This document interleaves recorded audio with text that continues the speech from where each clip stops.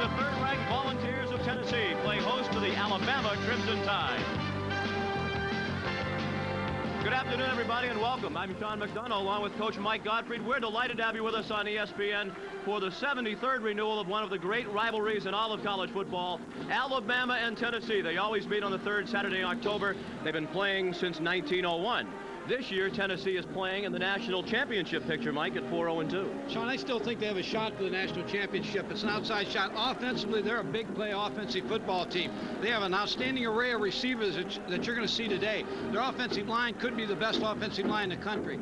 Defensively, for Tennessee, they've now installed a 4-3 defense by Larry Lacewell. He came over from Arkansas State. You see the 4-3 here. The four down linemen will continually try to get up the field. The middle linebacker is a player to watch today. I expect him to make a lot of plays in the I formation against Alabama. They run a two-deep secondary. They're very good on defense, and the defense has changed this team around.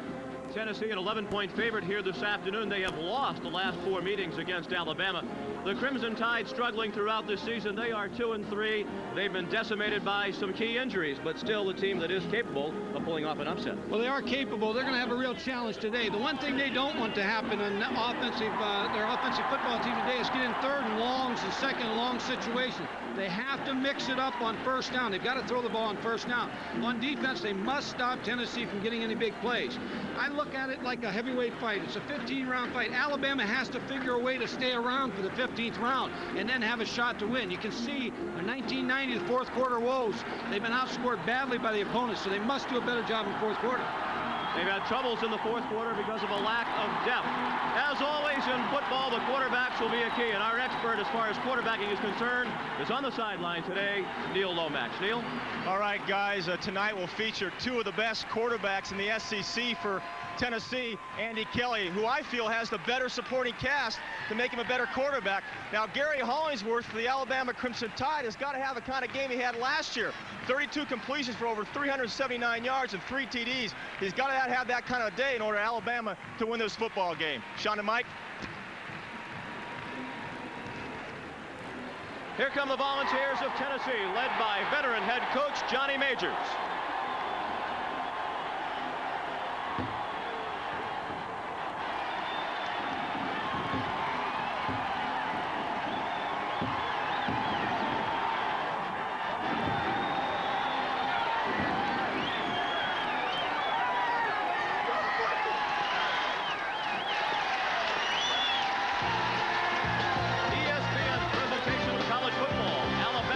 Tennessee is brought to you by the Mirage Hotel Casino in Las Vegas, by the Principal Financial Group, financial products that give you an edge, and by Mobil, Mobil 1 synthetic motor oil.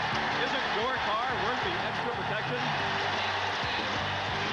Alabama takes the field, and we'll have the opening kickoff from Knoxville, Tennessee, right after this. Between Alabama and Tennessee. Alabama leads this long series, which dates back to 1901, 38-27-7, and Alabama has won the last 4, including last year's game in Birmingham. The final was 47-30 in favor of the Crimson Tide. On the left, first-year head coach Gene Stallings of Alabama. On the right, Tennessee's Johnny Majors, now in his 14th season as head man here in Knoxville.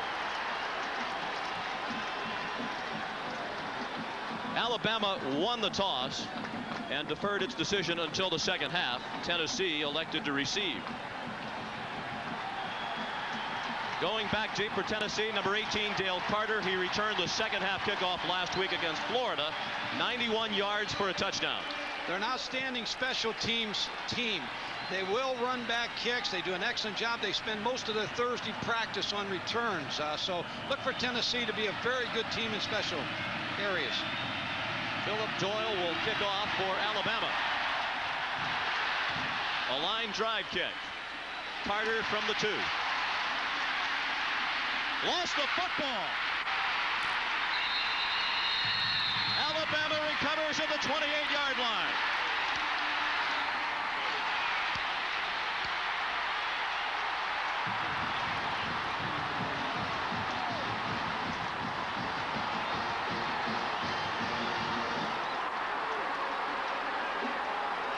see on the return, one of the concerns of the Tennessee coaches was that they may be a little flat after the homecoming win against Florida. He just dropped the football. And Darrell Pickett recovered for the Crimson Tide. 1st and 10, Alabama at the 28 of Tennessee. Robert Jones can't turn the corner. He's out of bounds at the 30 for a loss of 2. The Sears die-hard starting lineup for Alabama on offense, led by senior quarterback Gary Hollingsworth. The running backs, Derek Lassick and the fullback Kevin Turner. The wideouts, Lamont Russell, converted from tight end, and Donnie Finkley. The tight end is Steve Buskey. The center, Roger Schultz. The guards, Chris Robinette and Trent Patterson. And the tackles, Matt Hammond, he's inexperienced, and Terrell Chapman at 301 pounds. 2nd and 12 for Bama. Derek Lassick down to the 23. Darrell Hardy made the tackle for Tennessee. The Tennessee defense this afternoon. Out of the 4-3, the ends, Chris Mims and Chuck Smith. The tackles, Mark Moore and Kerry Bailey. The middle linebacker is Sean Walker. The outside backers, Hardy, who just made the tackle, and Ernest Fields. The corners, Lincoln and Miley. And the safeties, Mark Fletcher and Dale Carter, who had that great performance last week against Florida, but started today with the fumble of the opening kickoff. And this might be where they go to the all curl at the sticks right here, where all the receivers were hooked right around the sticks. Shovel pass to the tight end, Buskey. He's hit at the 19-yard line, a yard short of the first down.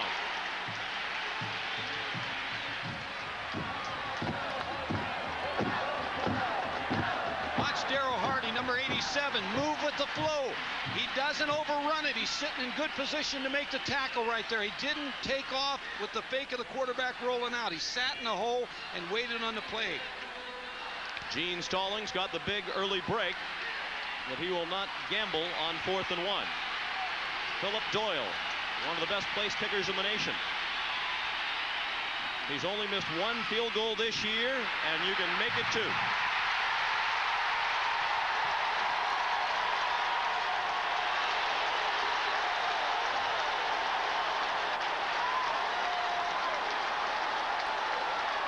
First miss from inside 50 yards this year for Philip Doyle, and the Volunteers dodged the bullet. No score, and will return to Knoxville, Tennessee. Defensively, that's what you want to do, Tennessee. They took the ball over in your territory and hold them from getting a score. Andy Kelly on the first play for the Volunteers tossed it back to Tony Thompson. He didn't make it back to the line of scrimmage. The offense for the Volunteers, led by Andy Kelly, a junior. The backs, Tony Thompson, and the fullback, Roland Poles. Great wide receivers for the Volunteers. The starters are Morgan and Harper. The tight end is Vaughn Reeves. He'll alternate with Mark Adams. John Fisher, the center of a great offensive line.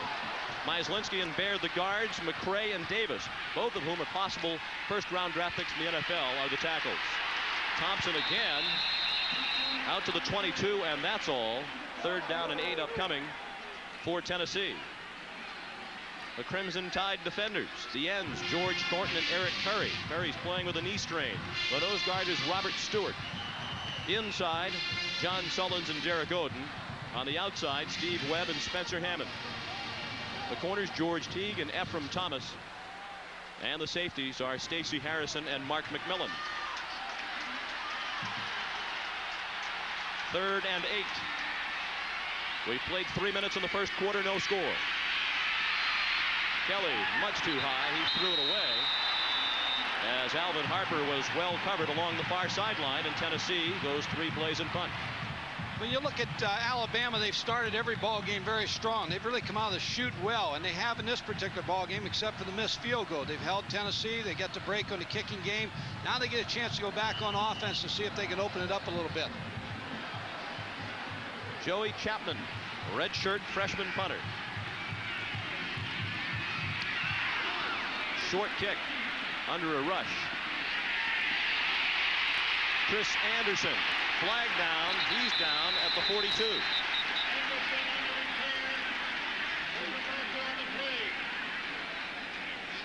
Jimmy Harper leads our SEC officiating crew this afternoon.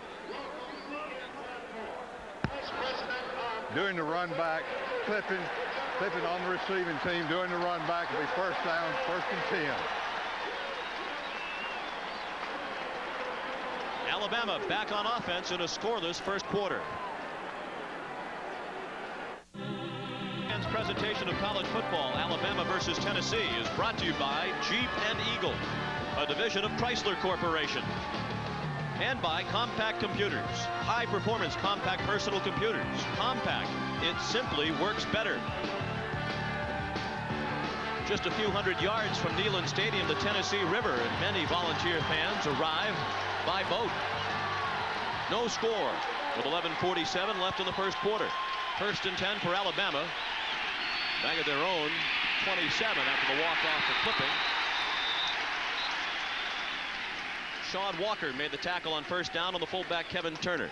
Alabama's trying to go with one back to try to spread out the 4-3 defense of Tennessee. Here's the middle linebacker, Sean Walker. I said earlier, he's going to make a lot of plays today because it's very difficult to block the middle linebacker in a 4-3 defense. You try to do it with your center and guard, but a lot of times they can't get to him. On 2nd and 8. Lassick, the tailback, tripped up behind the line of scrimmage.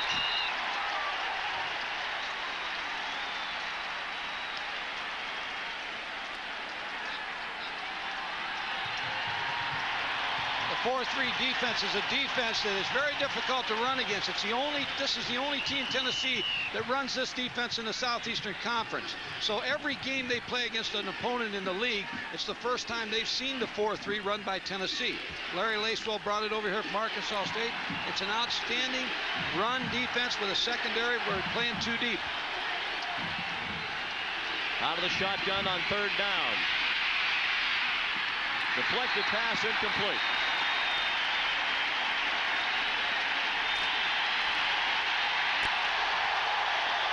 Alabama offensively must control the football and keep it away from Tennessee's offense, Sean. You can't go in 3 plays against this defense and allow the offense of Tennessee with so many weapons to keep getting the football back. Stan Moss, a sophomore punter from Brent, Alabama. He's a transfer from Texas A&M.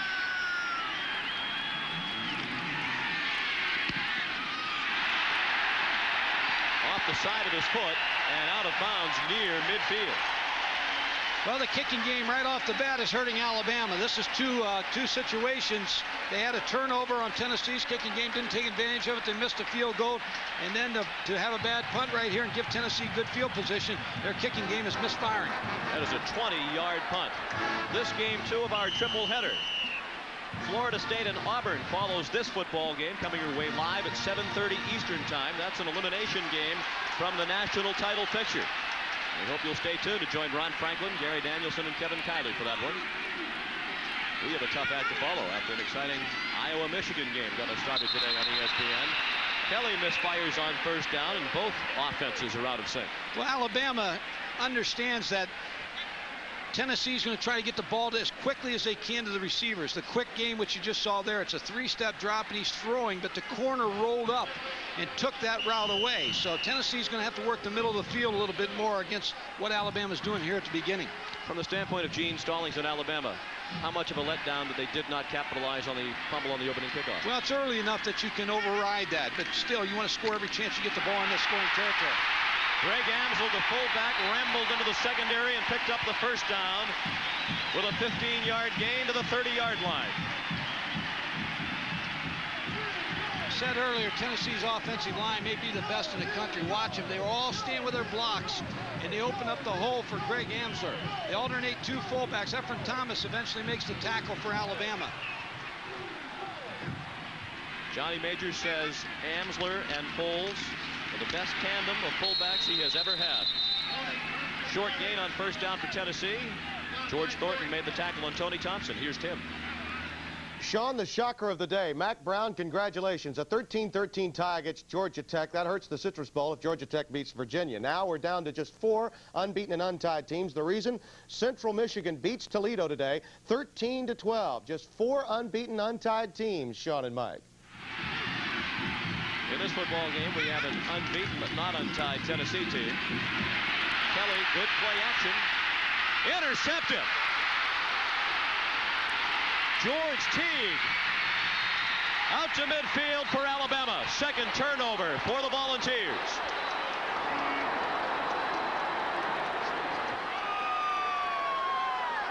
That's a throw Andy Kelly would like to have back. George Teague just broke in front of the ball. As you watch it here. Blocking below the waist. Blocking below the waist. The interception team, after the ball has been intercepted, the 15-yard penalty be half the distance from the spot of foul. The Alabama ball first down. It's a tough call. Gene Stallings has a right to be upset. This same thing happened last week in the Oklahoma-Texas game. Oklahoma would get a turnover and then get a 15-yard penalty and start first and 25. You see the play action here.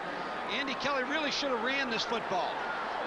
Covered very well, and it's a poor throw, but he's going to get away with it because of the penalty here, which puts Alabama back on about the 10-yard line. The sophomore George Teague with the interception, his first of the year, his second career pickoff. He's from Montgomery, Alabama. This is important that Alabama get the ball out of here. They haven't really moved the ball at all against the 4-3 defense of Tennessee. Crimson Tide wanted a new football. Ball spotted just inside the 10-yard line. Once again, here's Tim. Quickly, fellas, Miami, Notre Dame. The Rocket goes 94 yards after a Carlos Huerta field goal made it 10-3 Miami. So the game is tied at 10-10. Ty Detmer, Sean Moore. There's cause for concern. If he has one more of these today in a game of this magnitude, the Rocket will be in line for the Heisman as well. Back to you guys. On Alabama's first play of this possession, Martin Houston, the backup fullback, plunged ahead for a couple of yards, moving Alabama out to the 12. Alabama's going to have to throw on first down. I know they're backed up a little bit, but they're going to have to be able to put the ball up on first down against this defense. And some concern along the near sideline as the doctors tend to Anthony Morgan.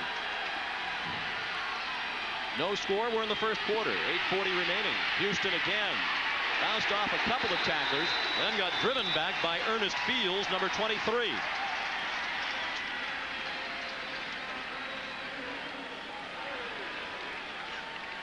Alabama tried to slow the rush down of Tennessee with a draw play, but they're back in a third down situation. Not a bad situation, 3rd and 4. It's a run pass type down, but they need to pick up the first down, and they need to start throwing the football here to pick it up. I said earlier on the last third down, I thought maybe they'd throw an all curl route. They take a timeout. They do have a pass pattern called everybody hook, where that's what all of the receivers do. Gene Stallings will talk it over. No score in the first quarter. Score with 8:04 left in the first quarter here in Knoxville, Tennessee. Sean McDonough with Mike Gottfried and Neil Lomax. Alabama from its own 16-yard line, facing 3rd and 4.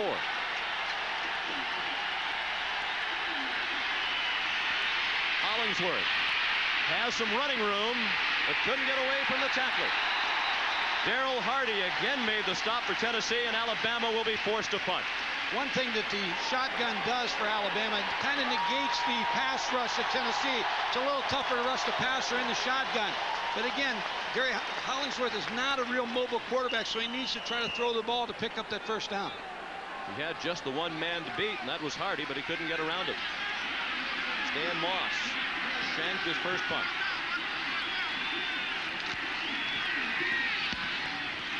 This is no beauty either. Almost the exact same kick off the side of his foot and out of bounds along the far sideline. Well, that'll drive a coach crazy. You kick 2 in a row out of bounds like that and put your defense in bad field position. The other thing about Alabama's defense, they're playing without Eric Curry on every down. Eric Curry was hurt, as you mentioned earlier, with a strained knee. When you take somebody of that ability out, 6'6", 254, eventually you're going to feel it. I look for Tennessee to start running the football right at them.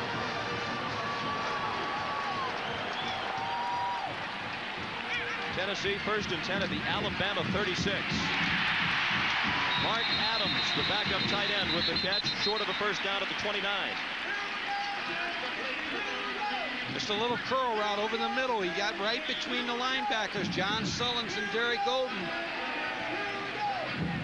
Andy Kelly on a 5-step drop. You're going to see Von Reeves right over the ball, right between the linebackers. He split the linebackers on coverage. Indeed, it was Reeves, not Adams, with the catch, his first of the game. Poles into the line, stopped short of the first down. Did well just to get back to the line of scrimmage. Roland Poles. Johnny Major says he is the best blocking fullback he has ever coached. Well, he's had some great fullbacks. Johnny Major is an outstanding coach, and he coached at the University of Pittsburgh, and a lot of people up there really like Johnny and thought highly of him. He's a very nice man. He's a good football coach, and has done an outstanding job here at Tennessee. 3rd and 3. No score in the first quarter. Reverse. Harper has blockers. Has the first down at the 20. Tennessee runs a lot of reverses, trying to capitalize on the speed of their wide receivers. It's a good call. When you're in the red zone area like this, you expect blitzes. Here's the pitch to Tony Thompson, who will now give the ball to Alvin Harper coming around on the reverse. Andy Kelly was there to block, but he just didn't pick up the block. Harper picks up the first down. Good effort by Robert Stewart, the middle guard, who forced him out of bounds. Antonio London had a chance to get him behind the line of scrimmage, but did not. Thompson inside the 10 with another first down.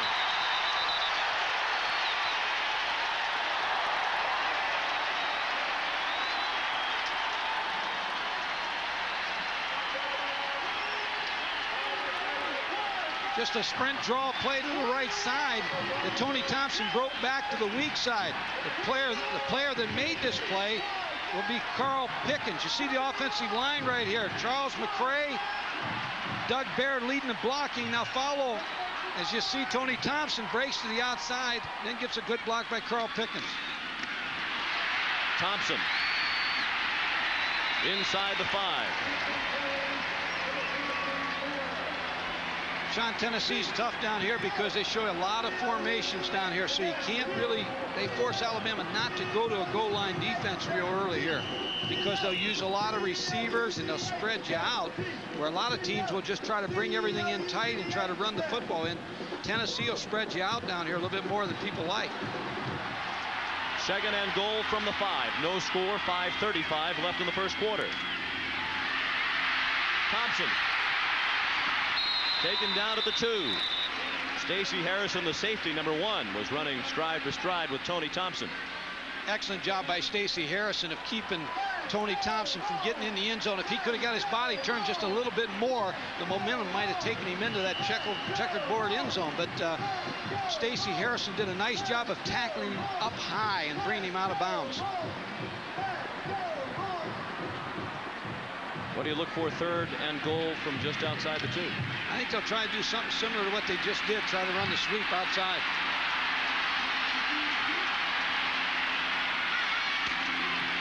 Amsler tried to go over the top and didn't get close. That's a long way for the fullback Amsler to leap. They were outside the 2, and it was not close. Alabama's been very good in their rushing defense. A very strong team against the run. Just as Gene Stallings did not gamble earlier, Johnny Majors will kick a field goal. Watch Alabama's defensive line get up the field. That's the important thing on defense. If you can get past the line of scrimmage and get penetration before he's able to go up in the air. And that's what Alabama did. A 20-yard attempt for Greg Burke. 3-0 Tennessee.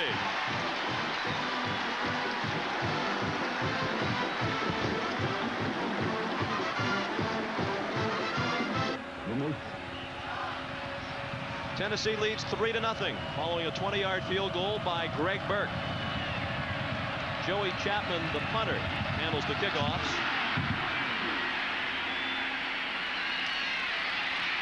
Lorenzo Cole, number 40. Lost the football. They're going to say that he was down back at the 17-yard line.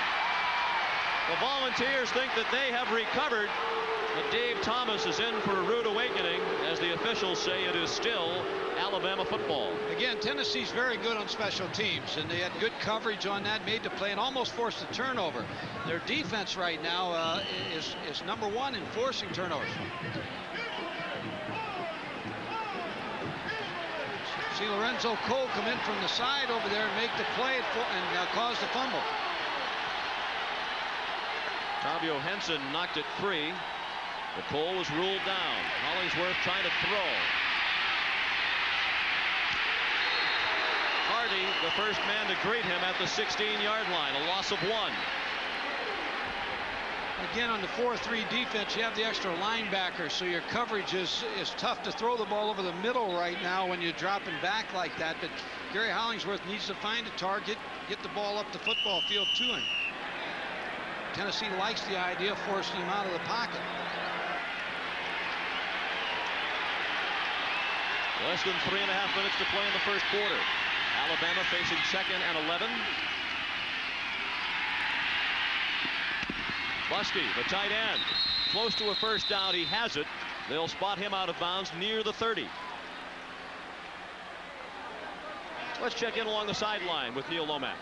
Well, guys, anytime a quarterback loses 2 star players on offense like Stacy and Sanderson, Hollingsworth's favorite wide receiver, you have confidence problems. And that's what Gary Hollingsworth's going through right now. A lot of confidence problems. Alabama's going to win this game. He's got to get his confidence back.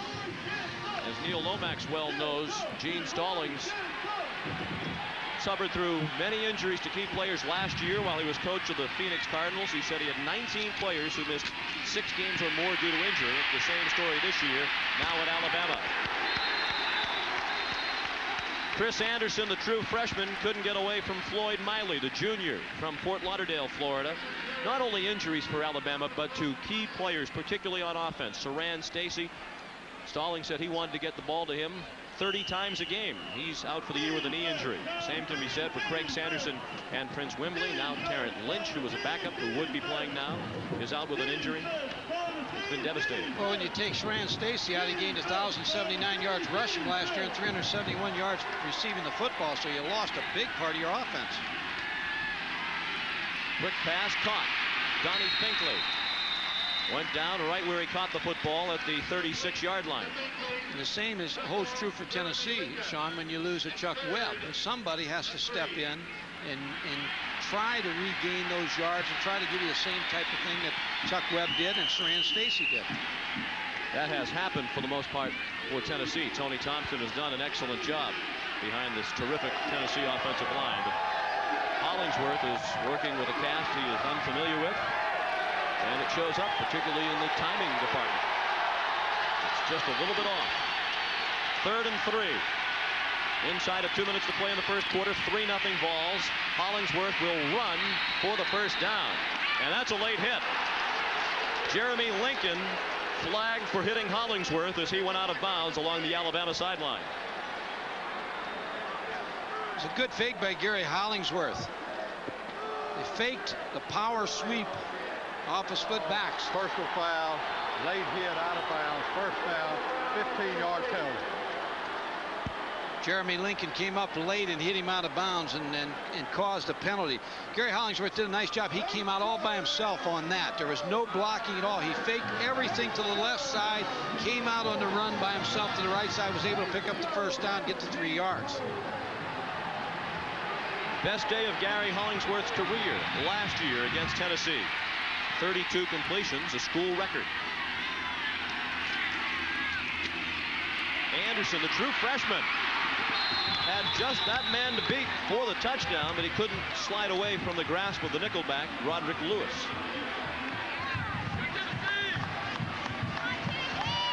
Then Chris Anderson, the freshman, will follow blocking at number 70, Terrell Chapman, who's involved in a double team. Look at the movement they're getting on Mark Moore right here, which caused that opening on the backside. A good back like Chris Anderson saw it on the backside and was able to cut back. Anderson has been timed at 4-4 in the 40. Here he is again. That's a tough run. He tried to steamroll Ernest Fields and came up about a yard short of the first down at the 36 of Tennessee. A 3rd-1 situation here. for Alabama. Last week, Tennessee went to a 50 defense, completely shifted out of the 4-3, went to the 50 against Florida, trying to shut down their passing game. Florida did not run the ball successfully against them last week, and that's something Alabama's going to try to exploit a little bit here early in the first quarter. The Tide 1 for 4 on third down conversions. Jones might have picked up the first down with the second effort.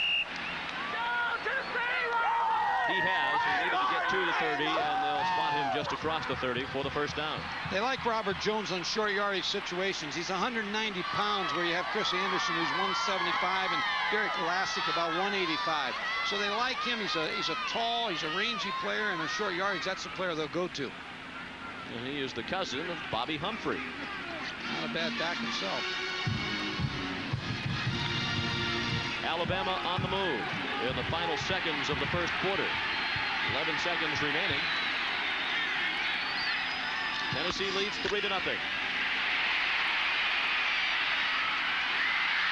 Muskie dropped the ball on the final play of quarter number 1. Well, Gary Hollingsworth had a tough time there because Matt Hammond, the freshman, is blocking on Chuck Smith, number 56. That's a match we'll look at all day, but Chuck Smith should win that match most of the day.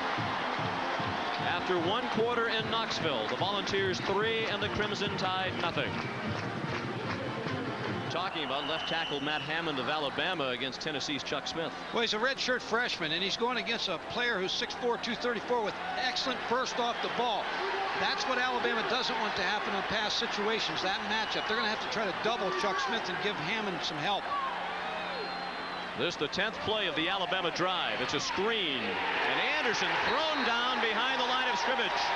Ernest Fields, the junior, read it perfectly and made the big play for Tennessee. Outstanding play by Ernest Fields of reading the screen pass. Gary Hollingsworth was rushed. Didn't have a whole lot of time to set it up to Chris Anderson, but you can see right there, Ernest Field, the best way to deflate a screen pass is get people up the field so the linemen can't set up and get their blocks ready so that the receiver then can follow them. Outstanding job, Ernest Fields. This is what Alabama doesn't want to be in, 3rd and long. And at the moment, they are out of field goal range. Hollingsworth throws, caught for a first down. Donnie Finkley inside the 25 and spotted down to the 22-yard line.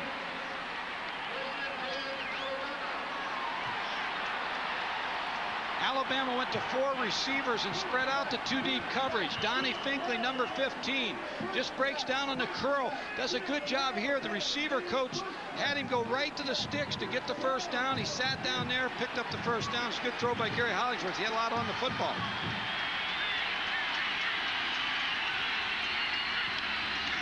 Three 0 Tennessee. Alabama on the move. Anderson not on the move.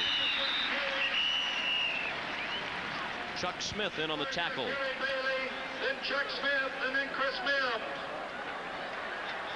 Larry Lacewell wants his defense to cause turnovers. He wants them to get into a situation where they cause fumbles or interceptions, and that's what they've done a real good job of in their early part of the season.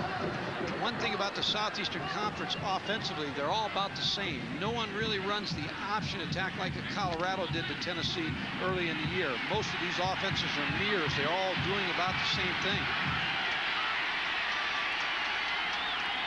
2nd and 12. Anderson thrown for a loss again, this time by Dale Carter.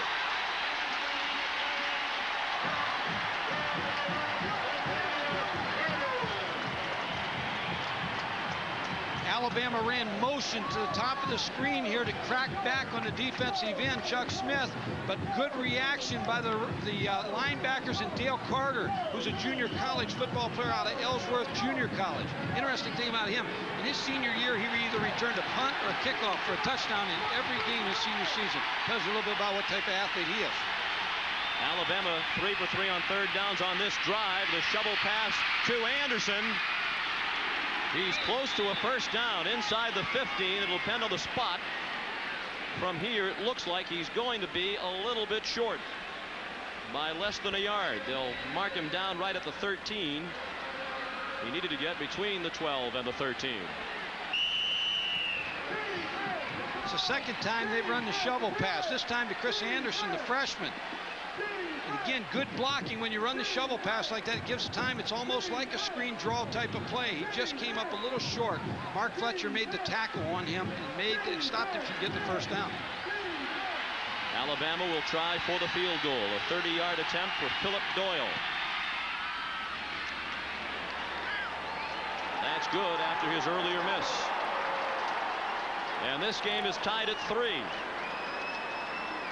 11:39 to play in the first half, and we'll be right back.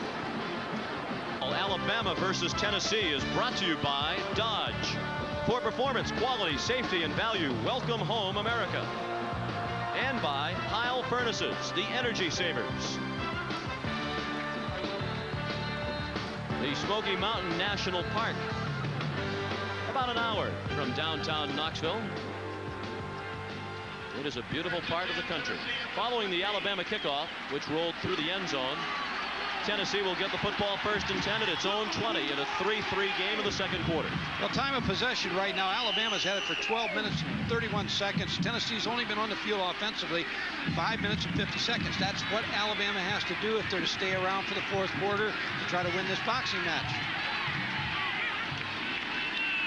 Andy Kelly dumps it off.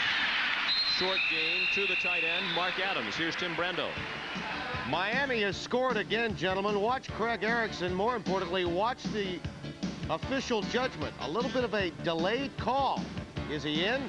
Come on, guys. Make up your mind. They finally do. He's in. Rocket Ismail, the story. It's 17-13 Miami. After further review, or at least some consideration, that was a touchdown. Amsler. He'll be short of the first down. They'll spot him down at the 29. An impressive drive for Alabama that resulted in the field goal. And you still think that they have to throw more on first down? Well, I do. I think, as I said in the open, that I really believe that they can stay around to the fourth quarter. I know they've had fourth quarter woes and all that they may have a shot to win this football game. Tennessee's so explosive that at any time they can explode, but they can't explode if their offense is on the bench. 3rd and 1 for the Vols from their own 29. Thompson didn't get there. John Sullins, the inside linebacker, number 90, made the play for Alabama.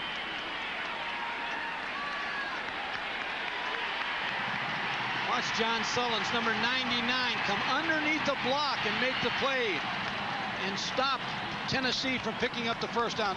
An outstanding job by Sullins. Now, sometimes you'll go underneath like that and it'll hurt you because he'll break a seam and make it a long yardage play, but that was a pretty good job by Sullins. Chris Anderson back to field the punt from Joey Chapman.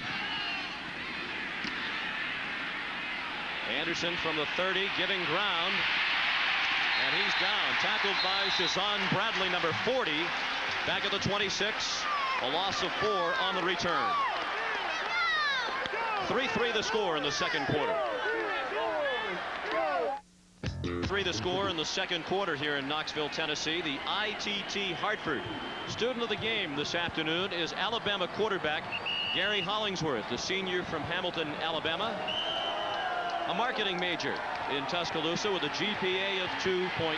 Congratulations to Gary Hollingsworth, the ITT Hartford student of the game. Alabama goes to play action this time on first down. Flag down. The catch made by Lamont Russell. That is 23 straight games with at least 1 reception if the play stands. The flag thrown in the secondary.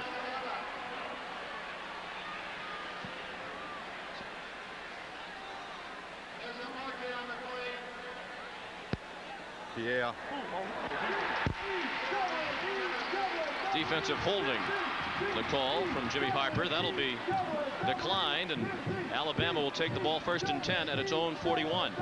Johnny Majors, an impressive record, and an impressive record last year when they went 11-1, the only loss to Alabama. But he didn't feel they were a good defensive football team last year. Now they are, as a result of several junior college transfers who have come to Knoxville. Well, they were suspect going in this year defensively, and he made a couple of changes. One, he brought Larry Lacewell in with a 4-3 defense. The second thing, as you see here, the JUCO connection. He brought in 6 junior college players on defense, and they've helped him right away.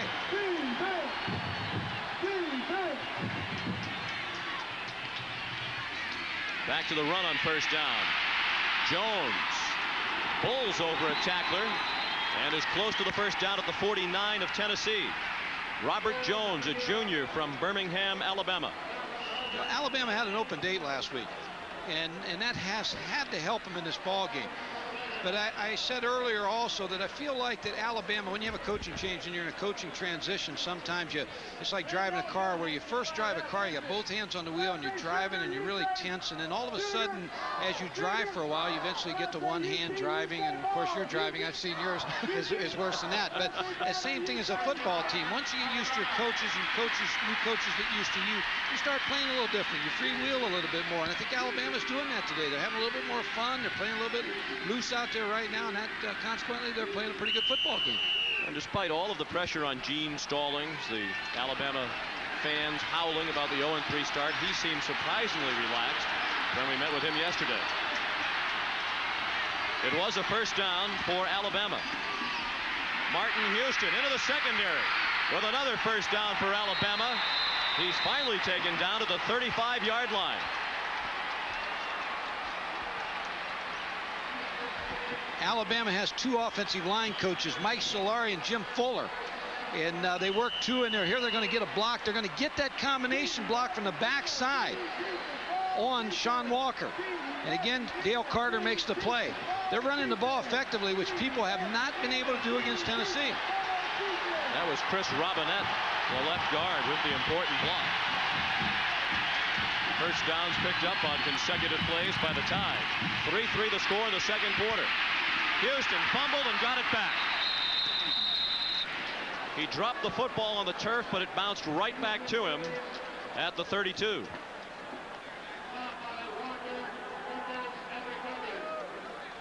It's a quick draw here. Watch the lineman set up, show, pass, and then they attack the defensive player. Sean Walker, the middle linebacker, makes the play. Caused the fumble, but was not able to recover. Martin Houston was able to recover and keep the football for Alabama. Again, a turnover defense is what Johnny Majors wants in that defensive front of Tennessee. Tennessee leads the nation in turnover ratio. Jones lost the football as he was wrapped up by Fields. Double the Tennessee players tried to pick it up and run with it instead of just falling on it. They may have come up with the football anyway. And they do. Tennessee takes over, adding to their impressive mark as far as turnover ratio is concerned, best in the nation. Again, the key to being a good linebacker, Ernest Fields, number 23, doesn't overrun the play. Now he gets himself some pretty good field position, pretty good bend in his legs, and is able to cause the fumble.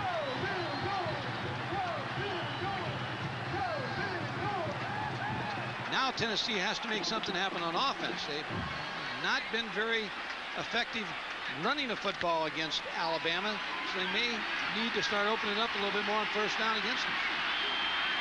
3-3 the score. Halfway through the second quarter, it's Thompson on first down.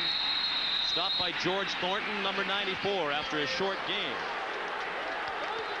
Looked like Alabama went to an 8-man front on first down. May have been the Chicago Bear defense, the 46 defense that teams like to use. Here's a no huddle by Tennessee right here. Watch trick play now. Kelly snapped the ball back to Thompson. Alabama not fooled, and Thompson did well just to get to the 38-yard line. He was looking at a loss. Well, sometimes when you run a trick play, it's not going to be effective. But I'll tell you what, it is effective in a lot of ways because it puts the defense on guard. There they were just running the play where the quarterback bends over like he's tying his shoe and pitch it out real quick. So Alabama read it, got out of the defensive huddle right away, and was prepared for the play. Andy Kelly looking at third down, 6 yards to go for a first down.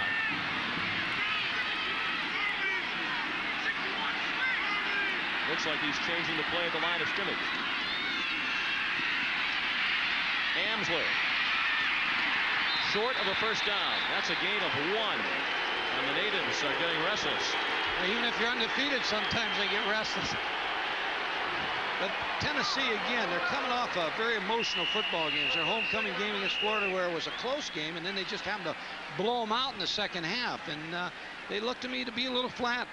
The man who made the tackle on Amsler, Byron Holdbrooks, number 79, the nose guard, is the injured player. He's a senior from Haleyville, Alabama. Alabama's done a nice job with all the injuries they've had. Most of their injuries have been on offense, but you take and you lose Eric Curry in this particular football game. They've really, I think, have done a good job. Gene Stallings is a good football coach, and now probably feels more comfortable with his football team. Great triple header on ESPN. Another way to try to get the ball outside on this Alabama defense. 3-3 the score, and we'll return to Knoxville right after this.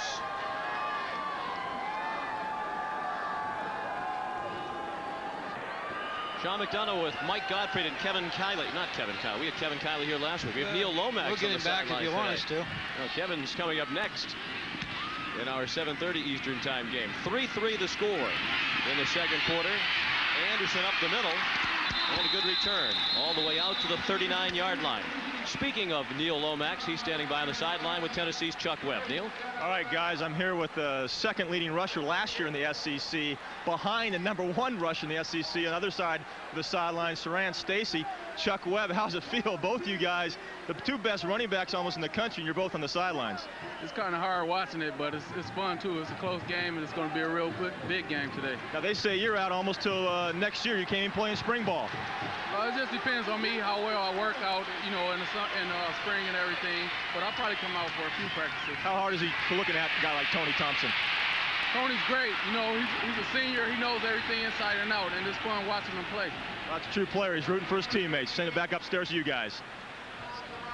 On first down, it was Hollingsworth with the scramble for about 7 out to the 46. Well, Alabama's trying to offset the speed of the Tennessee defense. When you run a particular play and the flow of the linebackers is so quick, that's why that play is effective, because everybody is taking off after the ball and not expecting Gary Hollingsworth to keep the football.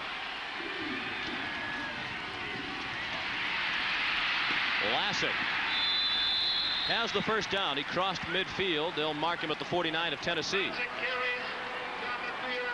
He made a good cut there, Derek Lassick, because Sean Walker was sitting right in the hole and he broke it outside. Ernest Field then chased him down, but not after he got a first down. On first down right now, Alabama's averaging 4.3 yards, which is pretty good if they can maintain that.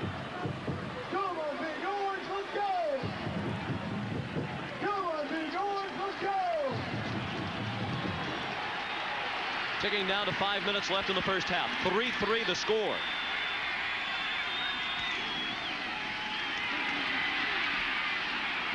Overthrown is the tight end Buskey. It's the same play earlier that Alabama had run with success to hit the tight end Steve Buskey, but Ernest Fields ran with him this time and cut off the passing lane.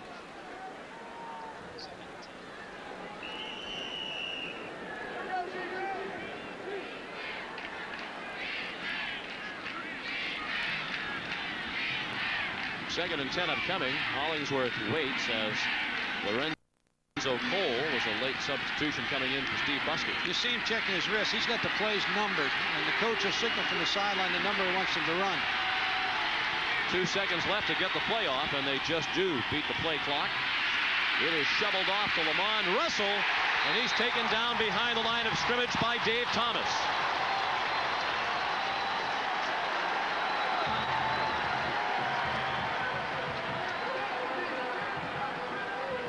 Lamont Russell's a tight end. They're now playing at wide receiver. He gets the ball on the shovel pass, and a nice job by Dave Thomas, number 13, a corner coming up. He read it right away and made the play. You see it again. Watch the linemen. They're able to block because it's a draw type of situation for them. Good blocks, but again, the speed of Tennessee closed down the running lane. Watch the defensive tackles here now twist on the shotgun against Alabama. Hollingsworth on 3rd and 12 overthrows Lorenzo Cole. Good coverage by Dale Carter. He had him open. He just overthrew it. And sometimes as I talked to Neil Lomax a little bit earlier about the crown on the field here at Tennessee. In the middle of the field, it's probably the biggest crown I've seen on any field other than Oklahoma. And sometimes the quarterback will overthrow early in a ball game until he gets used to it.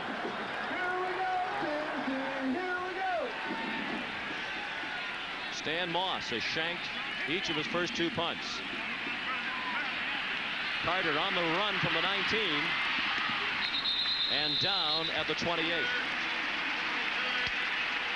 Matter of fact, Moss was lifted that time after 2 shanks.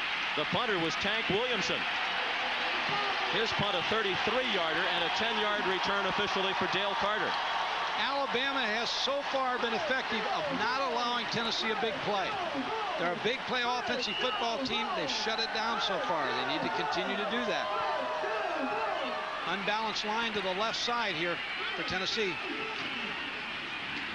Ball's keeping on the ground on first down. Thompson out to the 33, a gain of almost 5 on first down for Tennessee. 3-3 the score with 3:40 left in the first half. Sometimes when you're struggling a little bit on offense, you like to do some different things. Tennessee went to an unbalanced line and ran to the side. They had more linemen than they usually do. Alabama did not adjust that time by moving a man over. Here's the unbalanced line again. Alabama's going to have to move over here.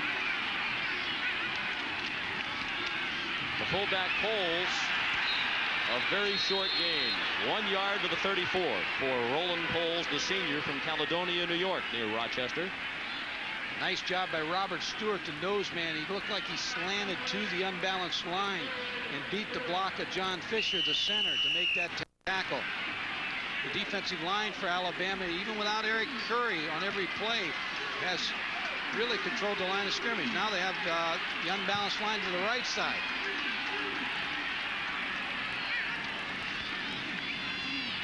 Play action on third down, man open, and it's through the hands of Vaughn Reeves, the tight end.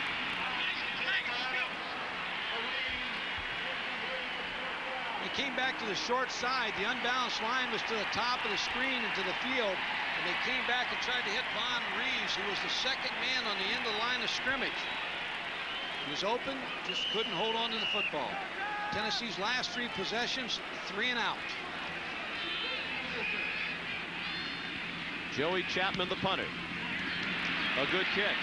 We haven't seen much of that today from either side. Anderson.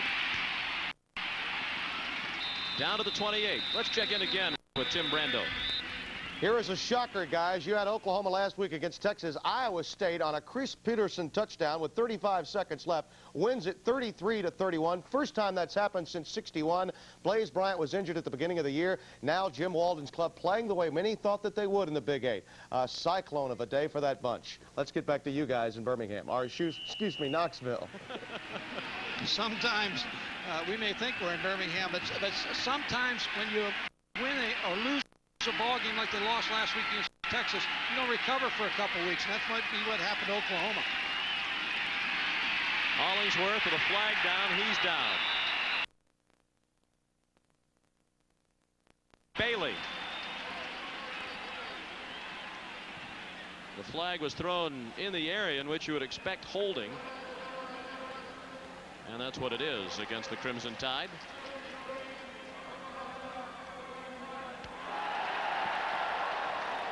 Gary Hollingsworth went drop back pass, but again, Kerry Bailey beat the block of Trent Patterson and got in right away to cause the sack. He was held, but still made the sack, his second of the year. Holding the offensive line, doing the pass play. Penalty against the offensive team is declined. It'll be second down. As a coach, you never really realize how much a loss can hurt you. Here's the crown of that football field we're talking about. From one side, Gene Stallings probably can't even see Johnny Majors. On the other side, the crown's so big. 2nd and 15. The sack good for a 5-yard loss. Now to 2:10 to play in the half. 3-3 the score. Kevin Turner nearly picked up the first down. He's all the way out to the 35. The draw has been very effective for Alabama. Kevin Turner on the draw here. Dale Carter, the free safety, has to come up to make the play. Again, a good tackle on Turner. But the draw has given the offensive linemen of Alabama a chance to set and then attack the linebackers of Tennessee and allow the defensive line time to just work them around the draw. Coming up at halftime, the Rayovac report with Tim Brando. Alabama 3 of 8 on third down. They pick this one up. The completion out to the 49-yard line to Lamond Russell. This time Alabama came back and faked the draw to hold the linebackers. On a play-action pass, you're either trying to do one of two things. You want to throw at the fake the play action and throw behind the linebackers, or fake it and try to go deep. Here Alabama's not going without a huddle to try to catch Tennessee. And because they've already used one of their timeouts, Hollingsworth throws it away. That has stopped the clock with 1:13 left in the half. Alabama 3 and Tennessee 3. Lamond Russell, who is a tight end who made the catch in a previous play, they've moved him out to wide receiver to try to bolster that position a little bit. Gene Stallings just felt like he had to get somebody outside to help receive the football and make some plays for Gary Hollingsworth.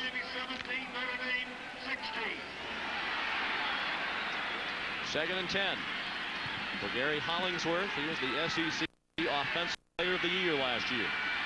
Tennessee players were saying they had a lot to do with that, with the great game he had against the Vols. There's the pass through the hands of Donnie Finkley. Gary Hollingsworth did a nice job here of trying to avoid the rush, move up in the pocket. He threw a pretty good throw to Donnie Finkley that should have been caught. Here Gary Hollingsworth off the shotgun, moves up to avoid the rush, on the move, gets good velocity on that football. That ball should have been caught. Looked like Donnie Finkley even stopped running a little bit. He should have continued to run. He knew he was close to the sideline, but yet he still had room if he would have continued to run to make that catch, try to keep his feet in bounds. Now Alabama's fighting the clock in the Tennessee defense. On 3rd and 10, Turner, and Tennessee was not fooled. The first hit from Daryl Hardy. And the Volunteer defense holds. Well, the draw's been effective on 1st and 2nd down. 3rd down and long, Tennessee played the draw this particular play. And the linebacker, Daryl Hardy, just sat in there and read it. Now Alabama will be satisfied to punt the football and try to punt Tennessee in the hole here with about 39 seconds to go. And again, it's Williamson, the backup punter. After the 2 poor kicks by Stan Moss, he was removed. Williamson handled the last punt. They're going to take a delay of game, it looks like.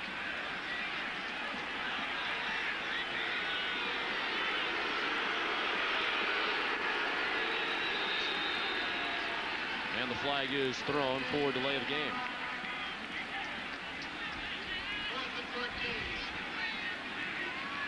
Here's where, if you're Tennessee in this type of situation, you might as well go after and try to block it. With only 19 seconds to go, line them all up and go after it.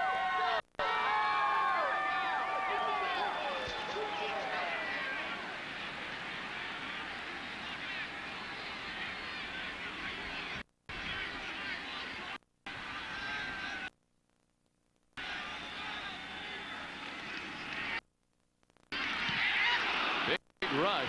Thomas almost blocked it. Carter from his 16 down to 20. 8 seconds left in the first half, and a 3-3 and a 4-yard return for Dale Carter. Alabama has played well in the first half this entire football season. As I said before, the open date may have really helped them prepare for this football game. The second half, the 4th quarter, has not been their quarter, and I know Gene Stallings would like to change that today. Tennessee looks like they're just going to kill the clock. Indeed they will. The 96,000 fans booing the unbeaten Volunteers as they leave the field. One field goal for each side, and at the half we're tied at 3. Coming up next, the Rayovac halftime report with Tim Brando. Tim Brando back with our happy. At the half, Tennessee came into this football game averaging 42.3 points per game, 3rd in the nation, and averaging 439 yards of at the half. Tennessee came into this football game averaging 42.3 points per game, third in the nation, and averaging 439 yards of total offense per game. The Alabama defense, even with some injuries, held the Tennessee offense to 71 yards of total offense in the first half. Well, Tim Brando is absolutely right. The 3 receptions that Tennessee has had catching the football have been by backs and tight ends. They have not hit a wide receiver with a pass yet, and the big play players are the wide receivers. Tennessee looks a little flat. Alabama, on the other hand, second half, remember, the fourth quarter has been a tough quarter for them. They have to overcome that. They had almost twice as much time of possession in the first half as Tennessee. Down to the field, let's get the thoughts of Neil Lomax.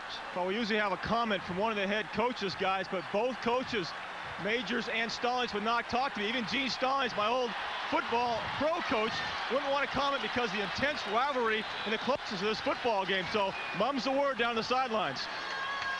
Well, sometimes when you're a coach, you don't even, Neil, he might not even seen you as he come out because everybody gets so emotional in this ball game, and this has been an emotional football game for both these teams. And we should point out that Neil and Gene Stallings enjoy a very friendly relationship. Still didn't see. No.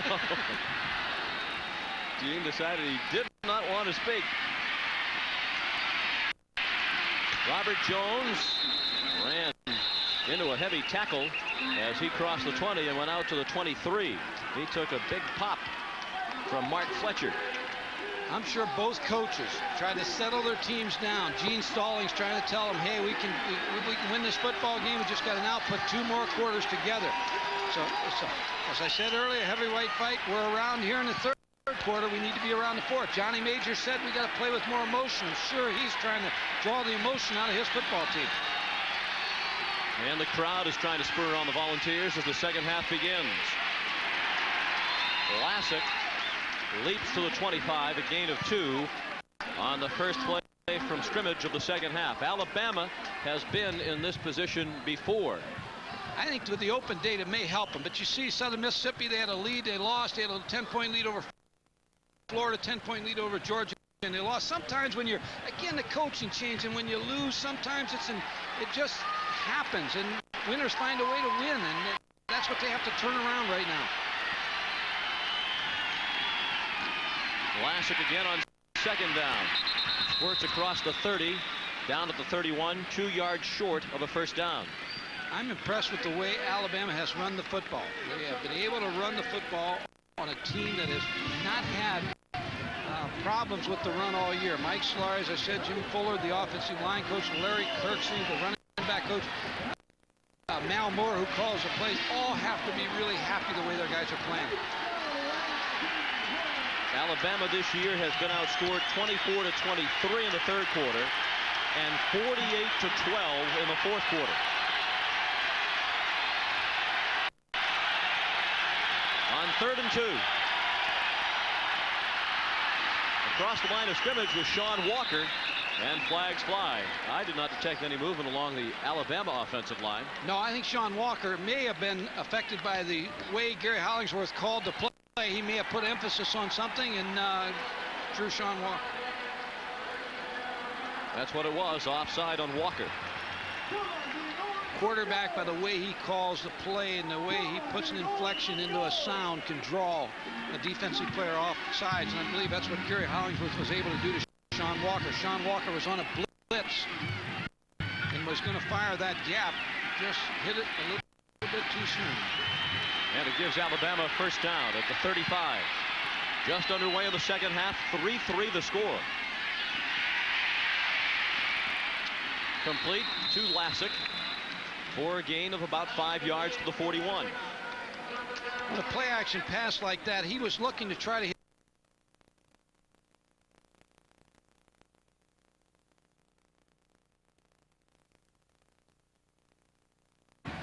Watch Gary Hollingsworth here on the fake. Watch a tight end 83 come across. That's his #1 receiver he's going to try to go to.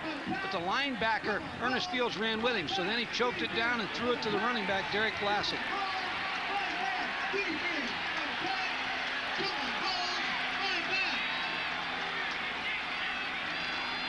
Back to the run on 2nd and 5. The fullback Turner, junior from Prattville, Alabama. Out to the 43-yard line. Again, 2 yards short of a first down.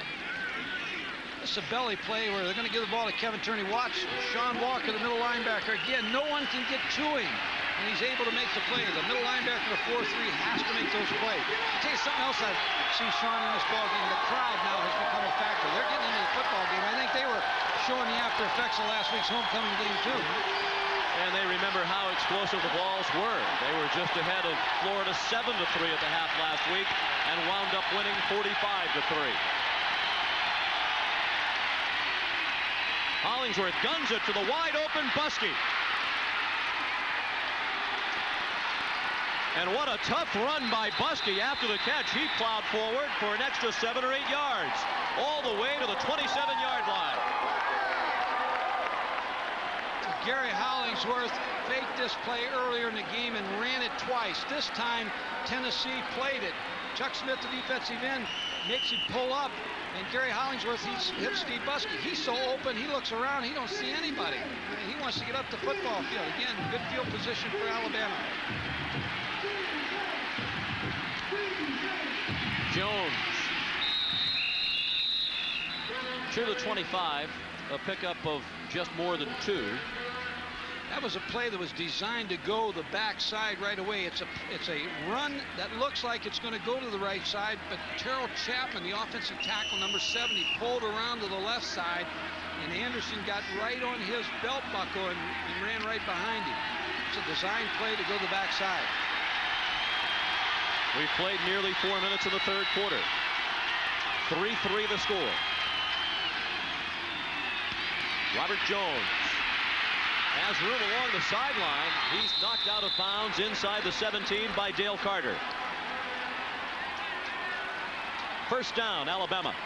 Robert Jones again, the biggest of the tailbacks. Watch him follow the tackle again. Matt Hammond, it's the same play they just ran before. And he breaks outside. It's a design play to go the backside. Again, he starts to the left side and breaks it back to the right side and follows the offensive tackle. Dale Carter made the tackle, the free safety, a junior college player out of Ellsworth Junior College. An impressive drive by the Tide to start the second half. Jones, big hole. Down to the 10-yard line.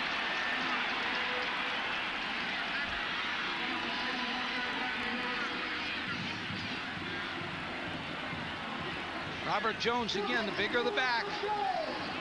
Cutting all the time as he's working up the football field. Tackle made by Roderick Lewis. Now here's where I expect Tennessee to blitz Alabama. They're going to have to come after him right now with linebackers.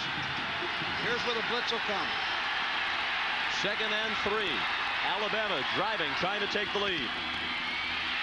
Jones with some moves. Picked up 2. He was putting the moves on Sean Walker. They basically were staring at each other for a moment or two. The one thing Sean Walker has to be able to do is stay in a square position. As you see him here, as Robert Jones gets the football, he can't overrun it. He has to break down just like he is here because you're up against good backs.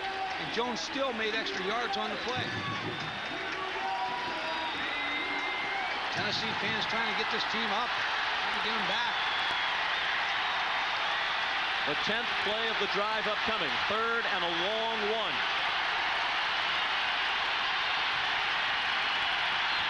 Hollingsworth called for timeout.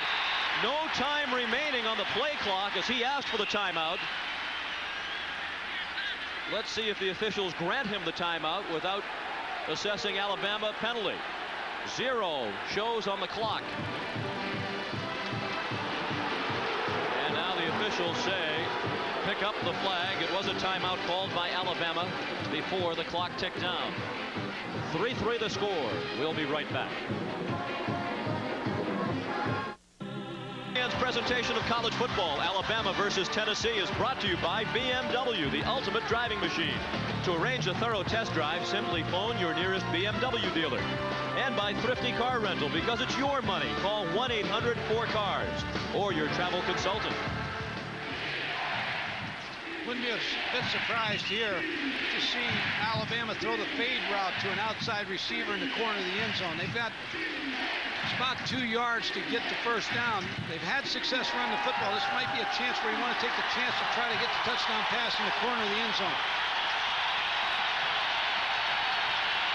Third down, nearly 2 for the first down. Into the end zone, incomplete. Intended for Buskey. Roderick Lewis had the coverage.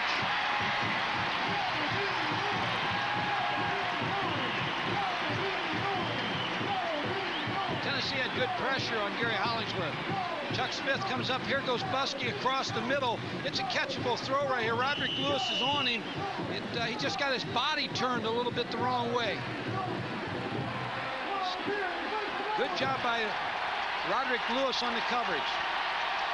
A 26-yard field goal attempt for Philip Doyle to give Bama the lead. It is good. He's 2 for 3 today. And the Tide is back on top 6-3.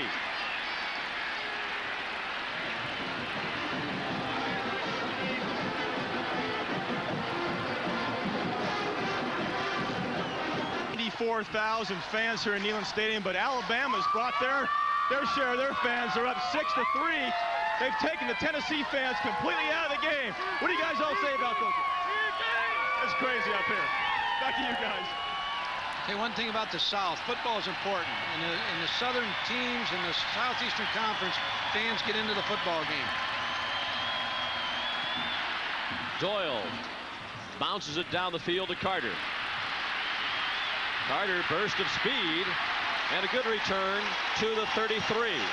Good field position for the first possession of the second half for Tennessee.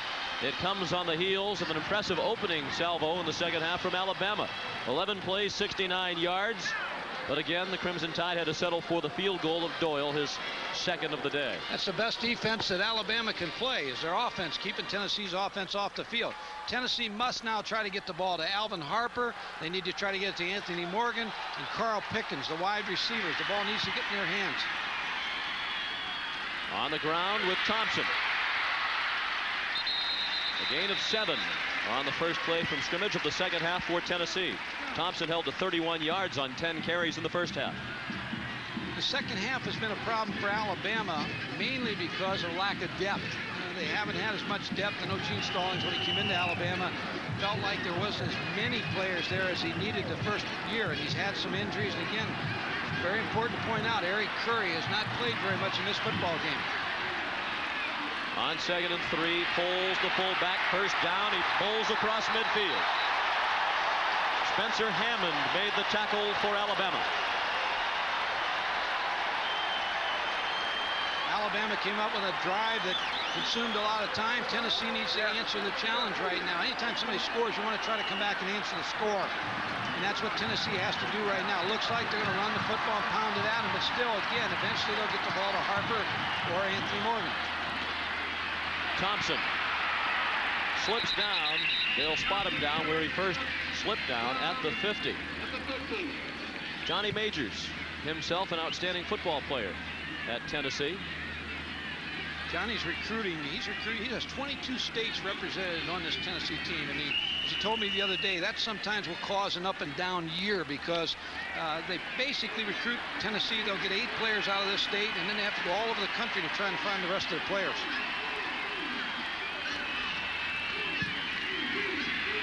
Kelly hit as he threw it. Dropped right into the hands of Derek Oden. He couldn't have asked for an easier interception, but he dropped it. Spencer Hammond hit Kelly as he was throwing it. Alabama came with a blitz on 2nd down. You see Spencer Hammond coming right here and getting into Andy Kelly, hits Andy Kelly as he's throwing the football. Derek Golden had a shot for this interception. Watch the pressure again from the outside. Beat the block of Roland Pose. Again, threw it right in the hands of Derek Golden. Tennessee just 1 for 6 on 3rd down. This is 3rd and 10. Kelly's going to try to run for it. He's short by 2 yards. Now this is going to be an interesting call for Johnny Majors. 4th and 2. He may go for this one. No, he's going to kick the football. He's going to play field position. John Majors has been a coach who has always believed in the kicking game. And you can't fault him here because he's going to try to kick the ball, kick it inside the 20, 10, get field position on Alabama, and put the pressure on him. Now it's Kelly, who has been a punter in the past, in punt formation.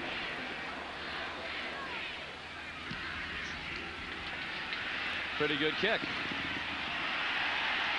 And the balls, where will they mark it down? A touchback. Whoa! The official changing his mind in midstream, started to signal touchback, then says down here inside the 1. I'm not sure of that. I think momentum took him in the end zone. This should have been a touchback. Andy Kelly with a nice job punting the football, but I don't believe the Alabama player, he's got control of it right when it gets to about the 1-yard line. The Tennessee player has control of it, but he steps in the end zone. That ball should have been a touchback. Now watch the official. He gave the signal of the touchback.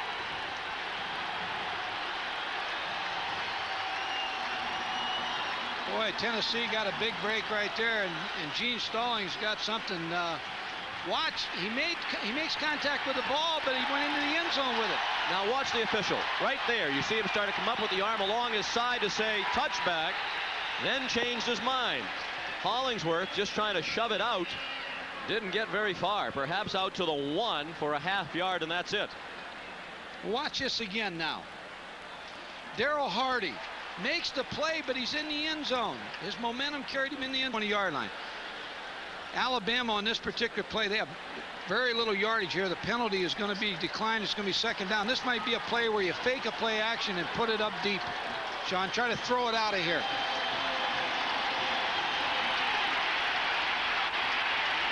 Alabama with the football.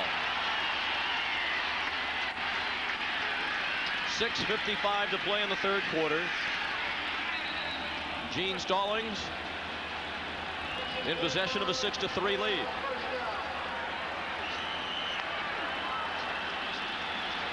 They try to put it up to Lamont Russell. One back set. Vlasic nearly collided with Hollingsworth as he took the handoff. He's out to the 2, perhaps just beyond that, and now tempers Flair. You got a couple different philosophies right here now offensively. You either want to try to get enough yardage to allow your punter to have enough room to punt. So you need to get out a couple more yards. You don't want to be trapped back there where the punter's only going to be 9 yards instead of where he's usually at about 15 yards. The other thing is to try to hit him with a deep pass. Second down and 9. Try to throw it out of there. Well, on game day here on ESPN this afternoon, an excellent feature about officiating in college football. And if this call turns out to be a big one, we'll hear a lot about it in the days ahead. Hollingsworth nearly intercepted. Looking for Finkley along the near sideline. It was overthrown, and Dale Carter, as always, was the man there for Tennessee. Dale Carter dropped that football because he was trying to watch to make sure his feet were in bounds. And when you're a defensive back, sometimes you don't get that many receptions. But to watch Carter, Gary Hollingsworth threw this ball poorly. And watch Dale Carter. He tries now to take his eyes down, make sure he can get his feet in bounds, and just couldn't control the ball. Now look for Alabama just to run the ball and punt it and get out of here. On 3rd and 9. Hollingsworth to throw out of his own end zone. He's out to the 2.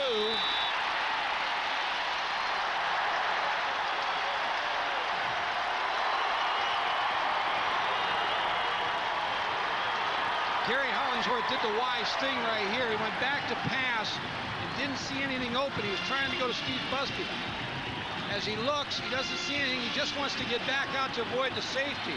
Remember this. This could be the turning point of the football game. J.J. Surlis was the tackler on Hollingsworth.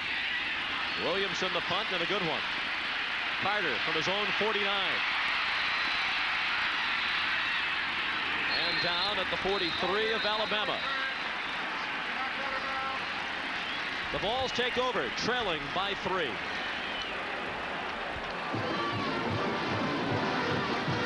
Break for the commercial. Gene Stallings was really hot, hollering out at the officials about, we would assume, this call. When it clearly appeared that Hardy goes into the end zone with the ball. Never did down it at the 1 or inside the 1. The official started to signal touchback, then changed his mind. And that could be a turning point in this football game, although Tennessee does not take advantage of its excellent field position on first down. Thompson stopped for a loss, and a flag flies away from the tackle along the near sideline after the play. This is going to be a big penalty. I think this is going to be a personal foul on Tennessee.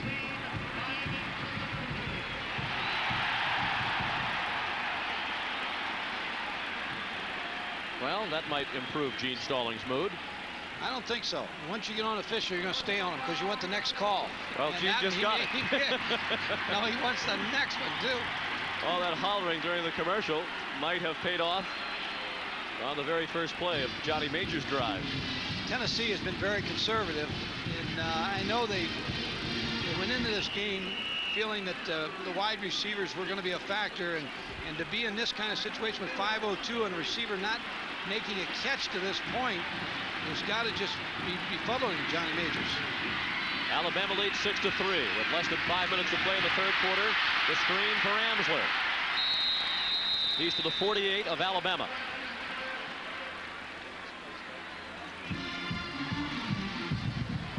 Here's Andy Kelly setting up the screen to number 47, Greg Ansler. You see him slip out. Now the linemen head downfield. After Ansler gets the ball, he'll yell go, and the linemen take off downfield, and he follows the blocks, and he's eventually tackled by Steve Webb, an outside backer. Third down, 15 yards to go for Tennessee first down. Kelly lobbing it deep down the middle and intercepted.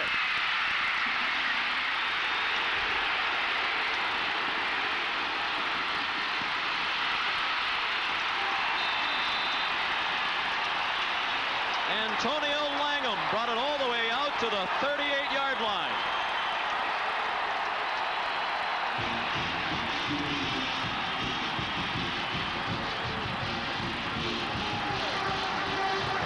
Greg Faulkner was the intended receiver, but it wasn't even close. There was a little bit of bumping as he went downfield. Well, people were complaining about that, but I don't think that's a factor in this. Andy Kelly just overthrew the pass. And a good interception, but the most important thing on this interception is not the fact he got it on the 3-yard line, but he was able to bring the ball back and put them in good field position now so that last call did not hurt them. Ball's on about the 37-yard line. First interception for Langham. And on first down, it's Kevin Turner, the fullback, across the 40 and down at the 42 for a gain of 4. Most college football coaches, and you talk to them, and I'm sure probably in pro football, you feel like you can get your team up about 3 times a year, and then there's times where you have to be able to play. There's Andy Kelly talking with the coordinator upstairs to see what they can go to next time, but Tennessee's been a little flat in this ball game.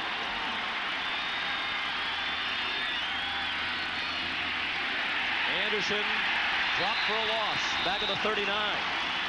Sean Walker made the tackle. Here is Tim Brando. Sean McDonough, very similar to what Mike Gottfried was talking about for Michigan State to stay up for Illinois, but Illinois lets Dan Ennis get by on a bootleg. Michigan State had been stopped before on 4 downs and out. The Spartans lead it by 1, and Illinois is looking ahead to that matchup against Iowa. Back to Sean and Mike and Neil. What a muddled picture in the Big Ten, dominated by Iowa's win today.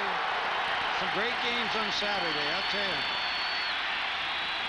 On third down and nearly 10, it is nearly intercepted. Through the hands of Jeremy Lincoln, Lorenzo Cole was the intended receiver, but he turned the wrong way. And that's another example of the lack of cohesiveness between Hollingsworth and some of these inexperienced receivers. Well, as they go along, of course, Gary Hollingsworth's a senior, but he's had so many injuries out there. It's just very tough knowing what the receiver is going to do. It's like anything else. You want to be able to work with them so you know what moves they're going to make and where they're going to make their breaks at. You get used to them. He's not used to these receivers. Williamson just did get it off. Hardy had the pressure. Bounce goes Alabama's way, and the ball is out of bounds at the 22. A sharp contrast between this year's game and last year's. Last year, an offensive battle in Birmingham as the two teams combined for nearly 1,000 yards in total offense.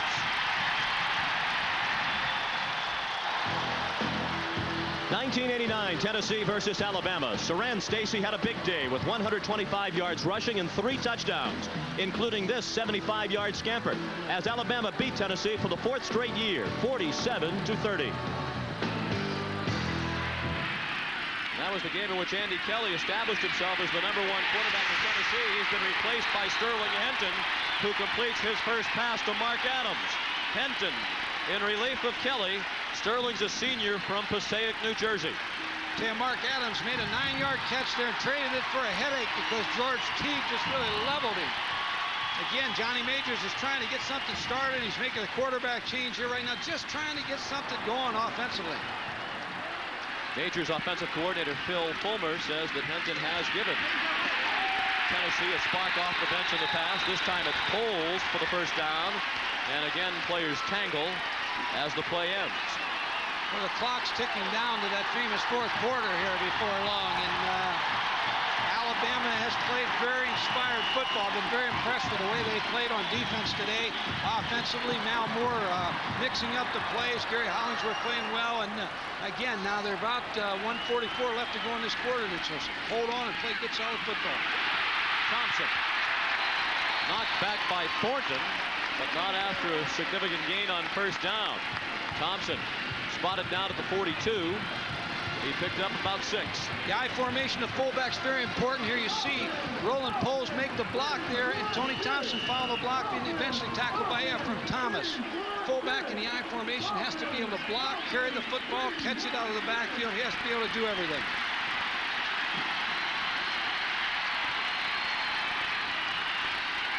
Thompson still well below his average of 101 yards per game. Henton throws too high for the tight end Von Reeves. That's the kind of passes you'll see from Henton. They like to roll him out. He's not particularly tall, and Phil Fulmer, the offensive coordinator, says he throws better on the run.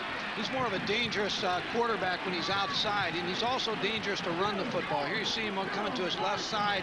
He just didn't get squared up enough and threw the ball high. Again, that crown is so high in the middle. When you throw off to the side, sometimes you're going to be a little high on throwing the football. 1:01 left in the third quarter. Alabama leads 6-3. It's been a field goal battle to this point. Movement along the right side of the Tennessee offensive line. Well, back the ball's up 5 yards. One thing about when you're playing for a conference championship, you can't afford a loss, and the pressure mounts. And as this game goes on, the pressure really, I think, mounts on Tennessee. But Alabama, with their problems in the fourth quarter, that pressure will start to become more and more apparent to them also. But again, Alabama's played well. Florida State and Auburn coming up following this football game. The loser of that one is likely out of the national championship picture. Tennessee trying to stay in that picture perhaps. Henton threw it into the ground. He was pressured. George Thornton knocked him down after he threw it away. And the Tide defense holds again, and Tennessee will be forced to punt.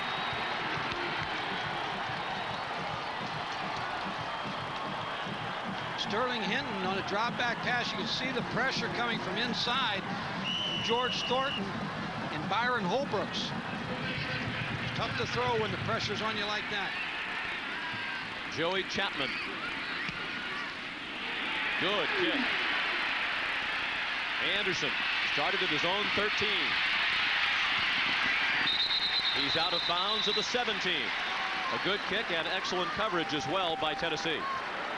A 50-yard punt and a 4-yard return for Chris Anderson. Start your day tomorrow with NFL Game Day. It comes your way at noon Eastern Time, as ESPN is the first and last word for your football Sundays. Game Day gets its start. Cowboys.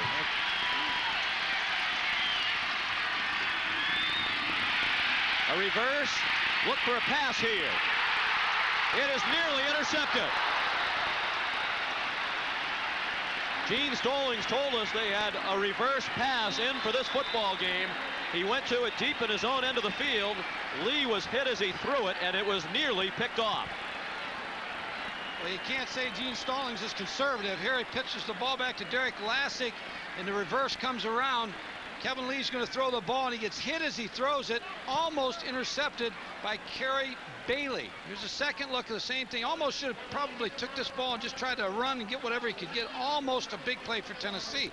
The Tennessee defense, remember, they've caused a lot of turnovers in the early part of the season. Alabama's not allowed them to give them the football. Tennessee needs to cause a turnover down here. And Lee, the redshirt freshman from Mobile, is shaken up on the play. Well, I would think it's his shoulder, because as he's got the ball ready to throw, he gets hit. It had to be a shoulder injury, hit by Chris Mims.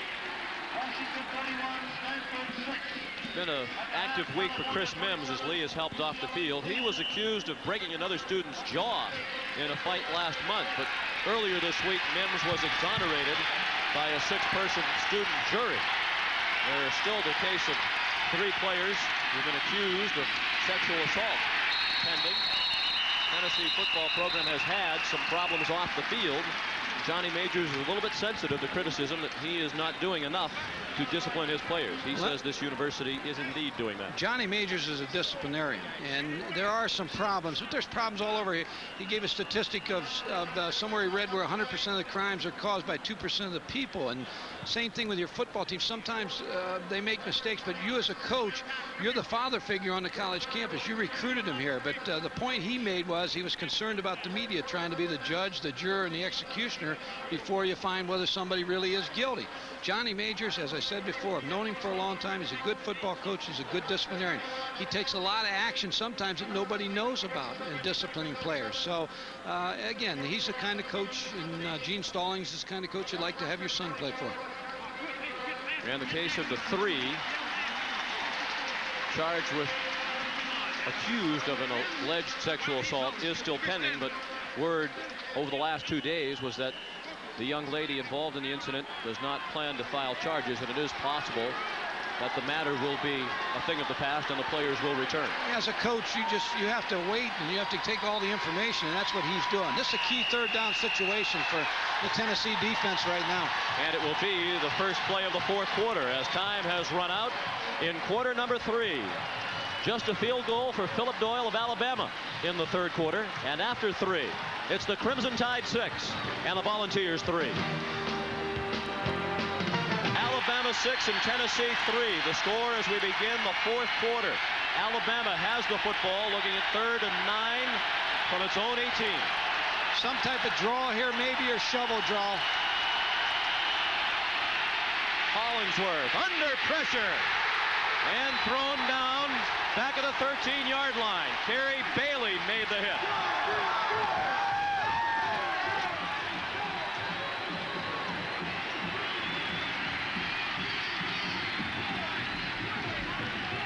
Watch the Tennessee defense, number 53 and 74, twist. They're twisting to confuse the blocking assignments. They confused them so much they tried to reach out and grab them, but they were able to put pressure and make the play. Good punt by Williamson. Carter from his own 41. A return of 4 to the 45. Tennessee goes back on the attack, trailing by 3. Okay. Presentation of college football, Alabama versus Tennessee, is brought to you by Budweiser. Beechwood aged for that clean, crisp taste. This Bud's for you. And by Howard Johnson's. Where are you going this fall? Go anywhere and get in on the fall sale at Howard Johnson. Call 1-800-GO-HOJO.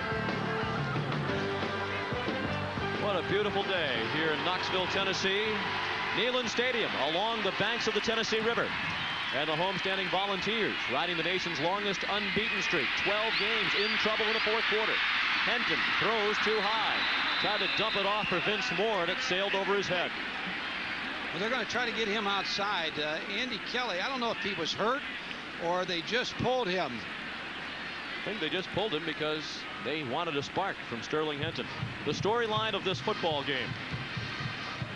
Alabama came in nearly a 2-touchdown underdog, and they're leading the battle of field goals. Doyle's 2 for 3. Burke has converted his only chance for Tennessee. Tennessee leading the nation in turnover ratio, but they've handed it over 3 times. Alabama has controlled the time of possession. Henton just 1 for 4 passing. Now 2 of 5. The ball dropped by Reeves, but they'll say he was down at the 50, short of a first down by 5 yards. Both these teams have storied past and great tradition. Of course, Bear Bryant at Alabama and Bowden Wyatt and Bill Battles, all the good football coaches have had at Tennessee. These are 2 tradition-rich programs. We mentioned Tennessee's 12-game unbeaten streak. The last team to beat them, Alabama, last year at Alabama. Quick hitter, complete. That is the first completion to a Tennessee wide receiver today. Carl Pickens was on the receiving end, and it's a first down for Tennessee at the 42 of Alabama. Except for the throw that Andy Kelly threw down the field a little while ago, was intercepted. Neither team has tried to throw the ball down the field this week either. Last week we saw the same thing in the Texas-Oklahoma game. These receivers are so talented, you've got to try to get the ball in their hands. And you saw the graphic. There's 2 losses in the last 24 games for Tennessee. Both have been against Alabama. Clemens McCroskey with his first carry of the day. He's a sophomore from Shelbyville, Tennessee. They think he's going to be an outstanding player. He's been held back by a broken bone in his leg suffered during preseason workouts.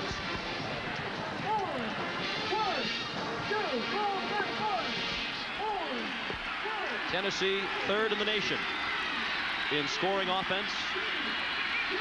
Less than 150 yards in total offense today. Henton going for Pickens in the end zone.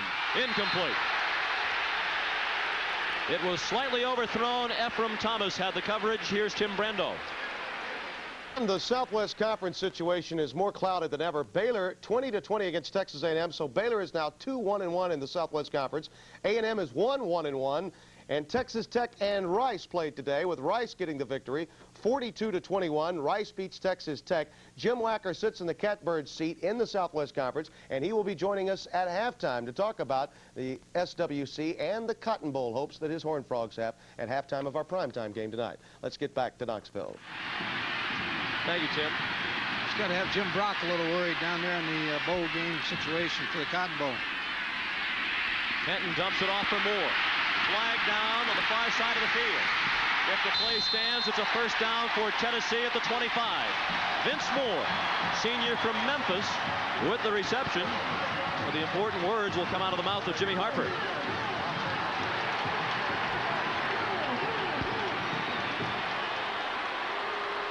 Down to the sideline, here's Neal. To note that last year at this very same game, it was Andy Kelly who replaced Sterling Hinton in the ball game against Alabama. That's the other way around. Just a year ago, I talked to one of the assistant coaches. He needed a change.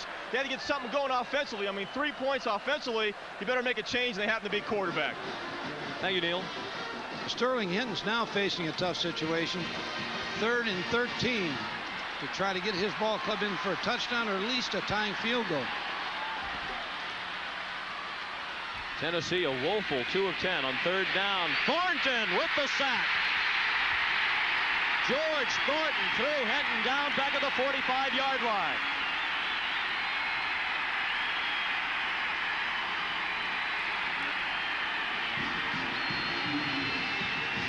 George Thornton charges in, watch him beat the block of the offensive tackle, and then just bring Sterling Hinton down from behind. Remember the thing about Alabama, they could very easily, 8 points separates them from being undefeated right now. They played good football. They've just had some lapses, and it cost them some ball games.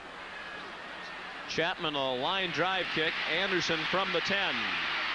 Tackled by Shazan Bradley at the 18. Alabama with the football with a 6-3 lead with 11:42 to play. Seniors have never beaten Alabama. The Tide has won 4 in a row against Tennessee. First and 10, Alabama.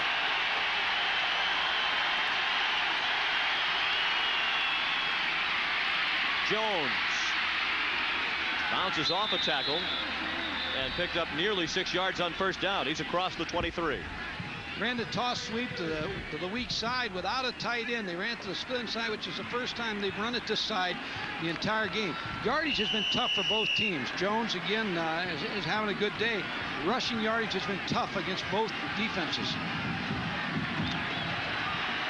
Alabama needs a long drive to conserve the time and go down and get some points.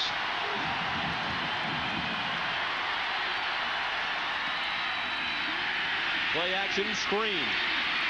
Jones has the first down, lost the football. Recovered by Tennessee at the 33-yard line.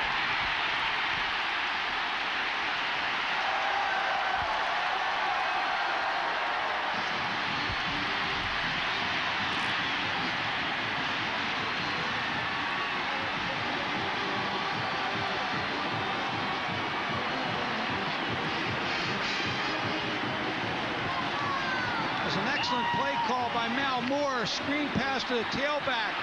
And again, what Johnny Majors has done by punting the football and continuing to put him in the hole is look for a turnover from his defense, and he got it. Sean Walker with the fumble recovery. And the fans groan on the first play of the series as it's a run to Thompson, and he goes nowhere.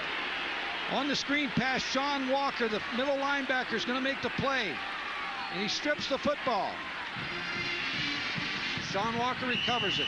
Darryl Hardy on the strip. Tennessee's in good field position. They've got to try to roll out the quarterback. They're bringing Andy Kelly back in. Kelly is indeed the quarterback for Tennessee with 10:25 to play. Alabama leads by 3. Kelly down the sideline. He threw it away. Pickens was double covered. Harrison and Teague were right there with him, and Kelly had to look in another direction. Well, they're booing Andy Kelly. He's a guy that's got you undefeated to this point. They don't give up yet. I think Andy Kelly's a good quarterback. I think he's having a rough day. I think Alabama's had a lot to do with that. They've disguised coverages. They put a good rush on him. That's a third down situation. I believe he's the quarterback to get him in the end zone. It has to be Andy Kelly. I think it's a good move putting him back in. No back set. Kelly, man open, incomplete. The ball was a bit behind Carl Pickens, and the sophomore couldn't come up with it. This would be a serious test of Greg Burke's field goal range. It would be about a 51-yard field goal. His career long is 49.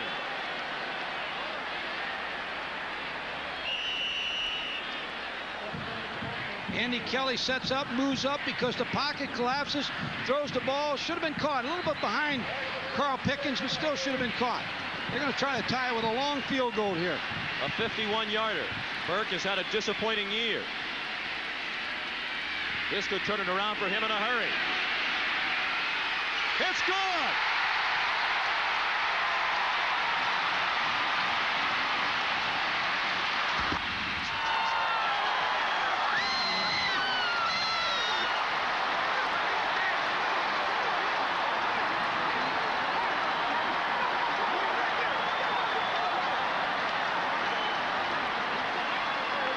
Greg Burke with the longest field goal of his career, a 51-yarder.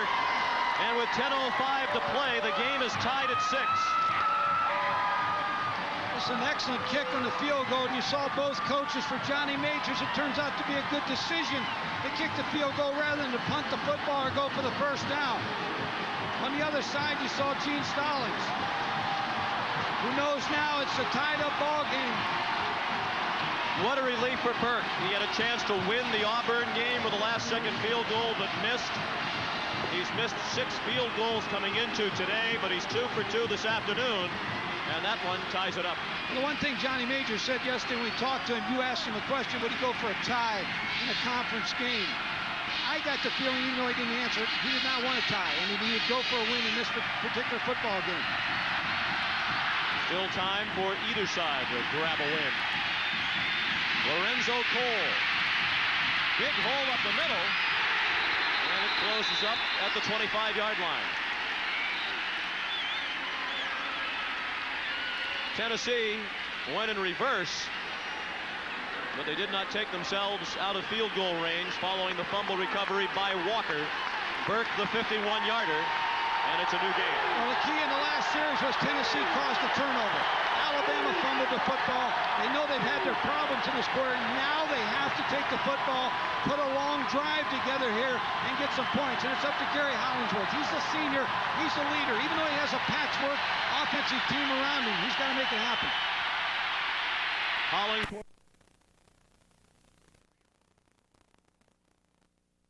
Thrown in the direction of 2 receivers. The short man was the tight end Buskey, and a bit further downfield was Donnie Finkley. Just overthrew it again. I'm not sure when you're a visiting quarterback sometimes. Both quarterbacks have had their trouble today, but Gary Hollingsworth is one of his last 5 throwing from the middle of the football field to that crown, the lower right side over here. I look for him to try to get the ball to Lamont Russell, his best receiver.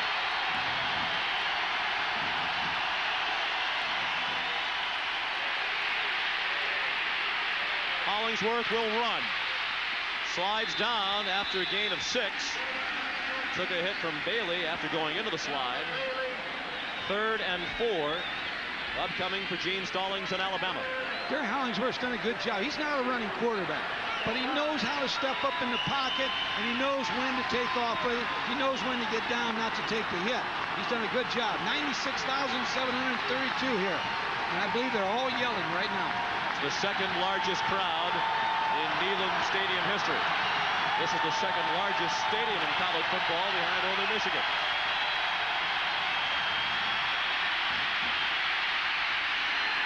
Hollingsworth had to throw it away.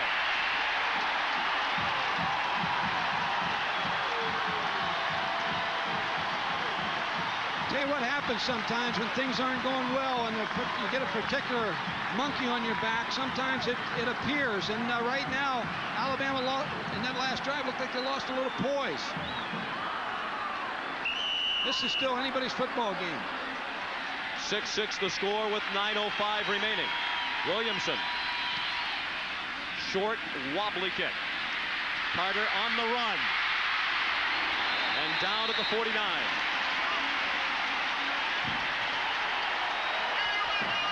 Coming up Sunday, October 21st at 8:30 a.m. Eastern Time from Suzuka, Japan. It's the Grand Prix of Japan. 2 races remain along the Grand Prix circuit. Ayrton Senna can clinch the championship with 1 victory. And Alain Prost can keep his title with 2 victories. Anything can happen. So watch the Grand Prix of Japan Sunday morning at 8:30 Eastern. Kelly complete to Von Reeves, close to a first down in Alabama territory at the 43. A gain of 8.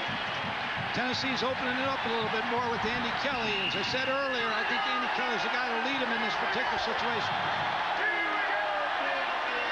Little 5-step drop. He's going to try to split the linebackers. Watch the tight end get right inside there. Von Reeves, there he is, right in between the linebackers. Catch the football, try to split him and get downfield. Alabama defensively. Mike DuBose, who's the defensive coordinator, has to feel Bill Oliver, who used to be the head coach of Chattanooga, really have done a great job with this defense today. And they have played an outstanding football game. As has the injured player, John Sullins. He's the son of a coach. His dad, S.E. Sullins, was an assistant coach at Auburn, Mississippi State, and Ole Miss. 6-6 the score here. Here's Tim Brando. Take a look at this, gentlemen. This is why you can't use instant replay. The game's not televised. Iowa State's Chris Peterson gets in with 35 seconds left. Or really, did he really get in? Well, the bottom line is, regardless of the... Amsler on 2nd and short did not get the first down. They'll spot him down for no gain. We've talked about Tennessee's offensive line at the open of the show, saying that they may be one of the best offensive lines in the country. Alabama's defensive line has owned the line of scrimmage today. Gene Stallings, a lot of things going through his mind right now. Unbalanced line this way. And the ball's run in this direction. Thompson picked up the first down. Out of bounds at the 39.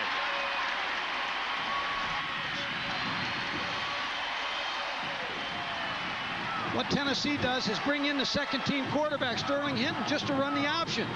He came in, pitched the ball out to Tony Thompson, picked up the first down. Now they bring Andy Kelly back in.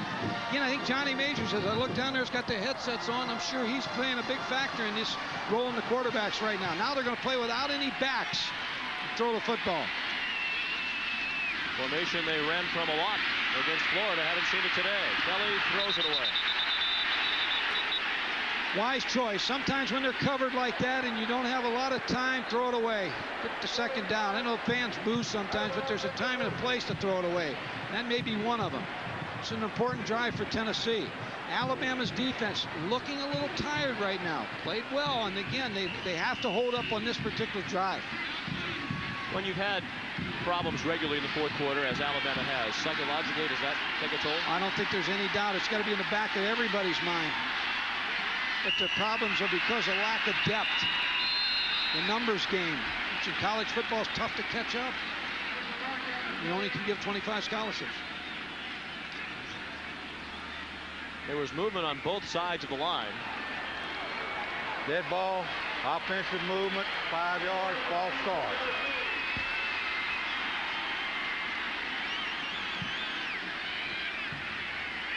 Left tackle's kind of leaning back a little bit in his stance, Charles McCray.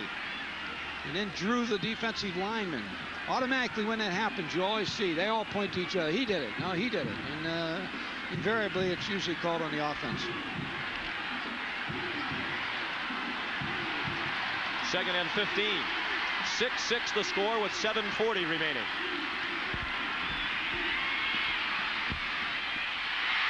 Incomplete. Anthony Morgan protests the call. He's ruled out of bounds. Or check that, Alvin Harper ruled out of bounds as he made the catch. I don't think there's any doubt he was out of bounds on this. A long throw when you throw from the right hash all the way across the field. Just got there too late to Alvin Harper. He steps out of bounds. Alvin was from Frostproof, Florida. That's where he played his ball. We recruited him when I was at Pittsburgh, and I remember watching him play basketball. He slam dunked his first 5 shots, and I knew he was going to be a great player. One of the best high jumpers in the SEC as well. Member of the Tennessee track team. 3rd and 15. Kelly with a long way to run. He won't get the first down. He is back in Greg Burke field goal range, you would think, since the 51-yarder moments ago made it with room to spare. This would be about a 52-yard field goal try. John is really trying to decide whether he wants to go for this or not. And here comes the field goal team again. This field goal kicker's pumped up now. He made that last one. He knows this may be his day. This will be a 52-yard try. The 51-yarder moments ago was a career long. This one is just short.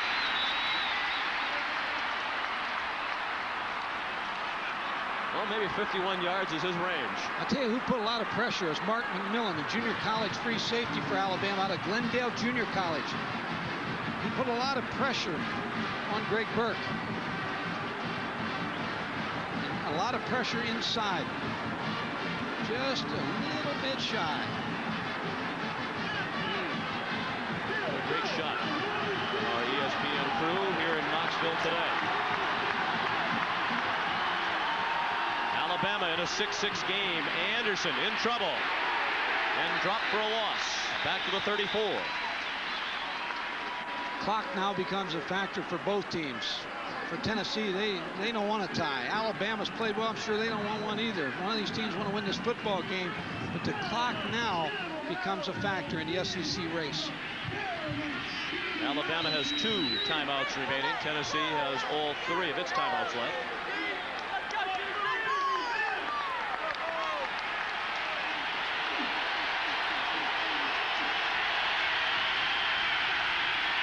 Second and 11. Hollingsworth. Drop. Muskie with the 3rd drop of the day for Alabama.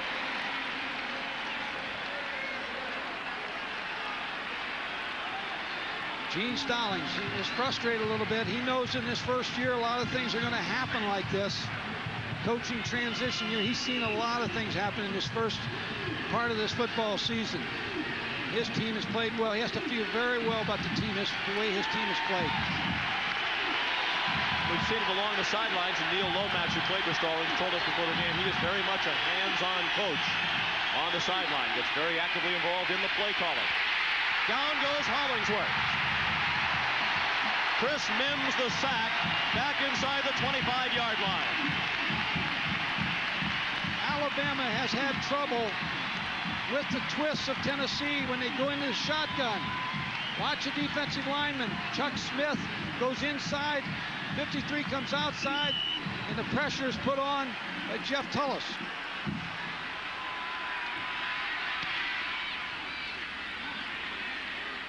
Williamson the punt, and the fair catch made by Carter at the 35. Tennessee back on offense in a 6-6 game. 6 tie with 5:24 remaining. Sterling Hinton is back at quarterback, Mike. Well, they're juggling the quarterbacks. I think if Sterling Hinton's the quarterback now, I look for the option or some type of rollout from Sterling Hinton. Foles, the lone back lined up behind Hinton. It is a rollout. He'll run with it. He goes out at the 40, a gain of 5. Along the Alabama sideline, here's Neal. Guys, I was kind of eavesdropping on Mal Moore, the offensive coordinator. They're going to stick what they're doing, just some play-action passes with Gary. But Gene Stallings kind of mentioned to him, well, if we win this game, we're going to win it with our defense, not lose it by our offense. So they're going to play it pretty conservative. Back upstairs. I think the way the defense has played, that's the decision he's made. This defense has played well all day. They frustrated 2 quarterbacks for Tennessee. 2nd and 4 for the Vols. 5:17 remaining. Quarterback draw. Hinton. First down in Alabama territory at the 46-yard line. A gain of 14 for Sterling Hinton.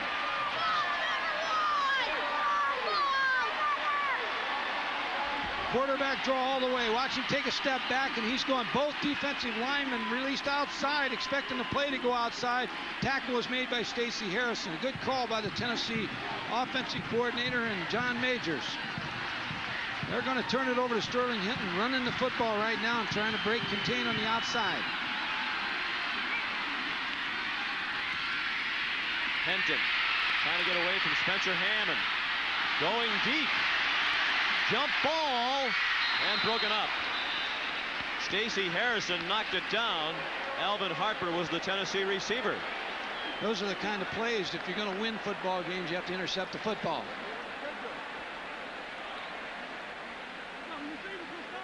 Hinton is 3 of 8. Early, Alvin Harper is open. He gets behind Gardner, and the ball's just late thrown too high. And it was Charles Gardner who knocked it down. Harrison also in the neighborhood. If it was a jump ball, had it reached Harper, you have to like his chances, we mentioned earlier. He's one of the top high jumpers in the SEC. Cleared 7 feet 1/4 inch at the indoor championships this year. Back to the quarterback draw. This time, Hinton was knocked off his feet by John Sullins. Played it a little better that time, the Alabama defense. Both defensive linemen did not release outside. You watch here now, both of them play it. They come inside and force him outside to the linebacker, John Sullins. Picked up 2 yards, puts him in a 3rd down situation. 3rd and long. 9 yards to go for the Tennessee first down. They need to throw some kind of crossing route to try to get the tight end or one of the receivers over the middle. Hinton threw it away. He was being pressured. And he threw it over the head of Greg Amsler. Well, Neil Lomax is exactly right when he said that Alabama's going to turn over their defense and let them continue to play. They get a good rush on Sterling Hinton, forced a bad throw. Now Johnny Majors on the other sideline saying the same thing. Punt the ball, 4 minutes to go. I'm going to turn it over to my defense. And it's the quarterback, Kelly, who's in the punt. He has punted once today for 41 yards.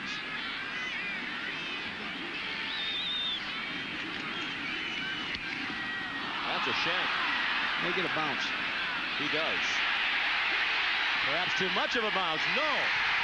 Down at the 1-yard line. Lee Wood down the punt at the 1. That's why they put the quarterback in the punt in that situation, because usually the punter of record has such a strong leg, he'll kick it out of the end zone. A quarterback like Andy Kelly doesn't punt that often, so he's not going to get a long punt, but usually he'll get the bounce, and that's exactly what happened. Another good coaching call by Johnny Majors to let Andy Kelly kick the ball. Now he's turning over his defense, and now Neil Lomax, I'm not sure that Alabama can turn it back over their defense. They've got to turn over to Gary Hollingsworth to get him out of this hole.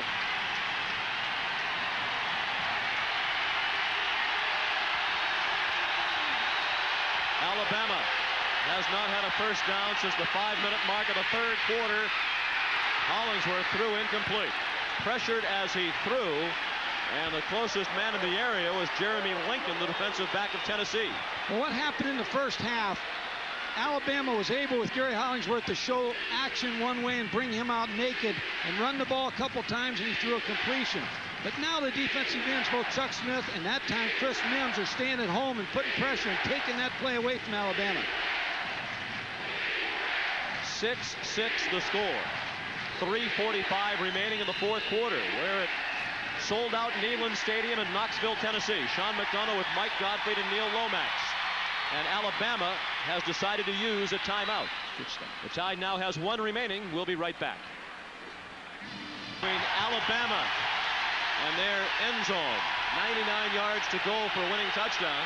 What do they do here? They've got to throw it out. They've got to be the aggressor on offense because they can't afford to punt the ball and let them get a field goal in a field goal position. That's an incomplete pass. Little indecision there by the official. That's a couple of shaky passes under the shadow of their own goalpost for Alabama and Hollingsworth. He's been pressured twice, running around in his own end zone. When Alabama goes to the shotgun, Tennessee goes to line twist. And they've given Alabama some problems with their defensive front four. This is the play of the ball game. Gary Hollingsworth has to get a first down on this throw right here. Otherwise, they're faced with punting the football and Tennessee setting up for a winning field goal. They've got to throw to the sticks, a curl route where they get the curl route beyond the sticks. That's over everything. In the direction of Lorenzo Cole, but he had no chance. 3 incomplete passes and a punt upcoming for Alabama. Now you got Tennessee, who should try to punt return right here to get good field position and milk that clock, either get the touchdown or set the winning field goal up. Williamson.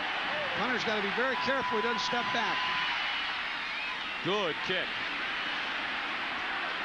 Carter at the 47. Trying to get outside.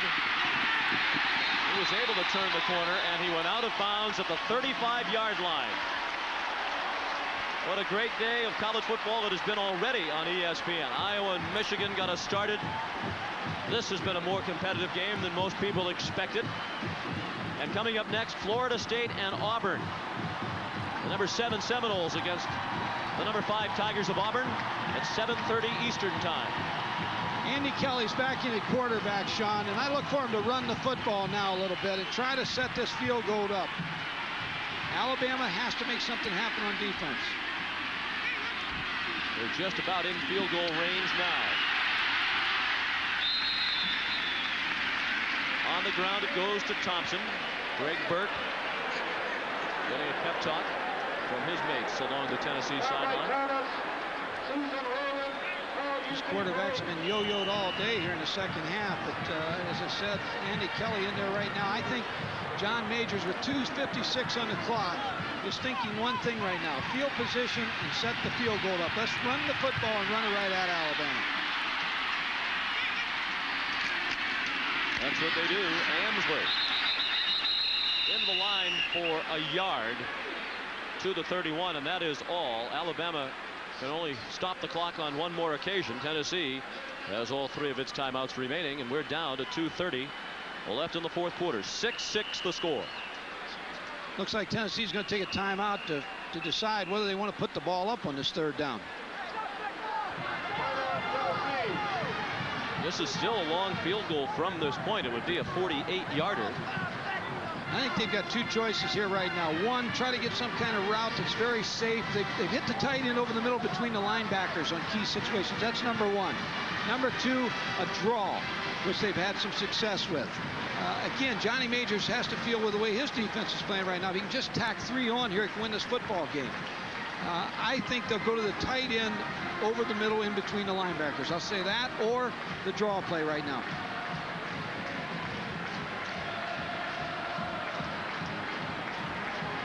We want to watch the sidelines to make sure that the quarterback's going to be Andy Kelly. If they come in with the other quarterback, Sterling Hinton, they may be thinking option. Johnny Majors won't want any ties for Christmas. He already has 2 ties. Alabama started with the ball on their 20-yard line most of the day. The average start just half field position. Alabama on the 20, Tennessee in their own 47. Tennessee's had great field position all day, just hadn't taken advantage of it. Credit the Alabama defense.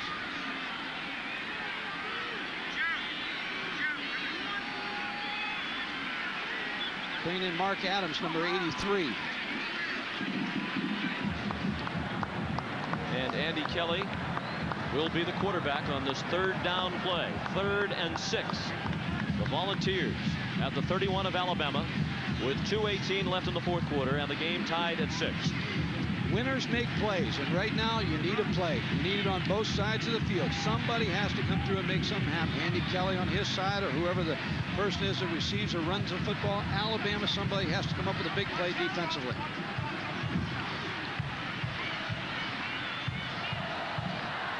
Well, we've had an exciting game, Sean. This has been exciting college football. We had a great one last week and a great one today. Johnny Majors and Gene Stallings, each 55 years old. But they have both aged today. And aging. John Majors is the president of the American Football Coaches Association. Very well respected coach. The reason for the delay is that they are adding time to the game clock. As you can see, they've added 4 seconds. A moment ago, the clock read 2:18. It's now 2:22.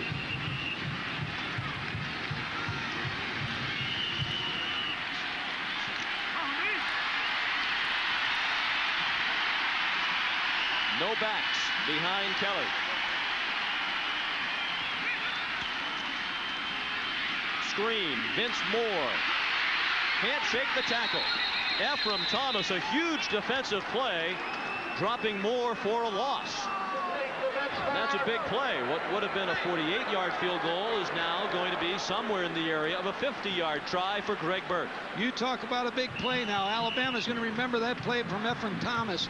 He had Vince Moore, 5'10", 203 pounds, a speedster out there on the screen. He made the play. As I said before, winners have to make the play. Now they're turning it over to Greg Burke on the field goal attempt. Watch the rush up inside. A 50-yard attempt to give Tennessee the lead. It is blocked.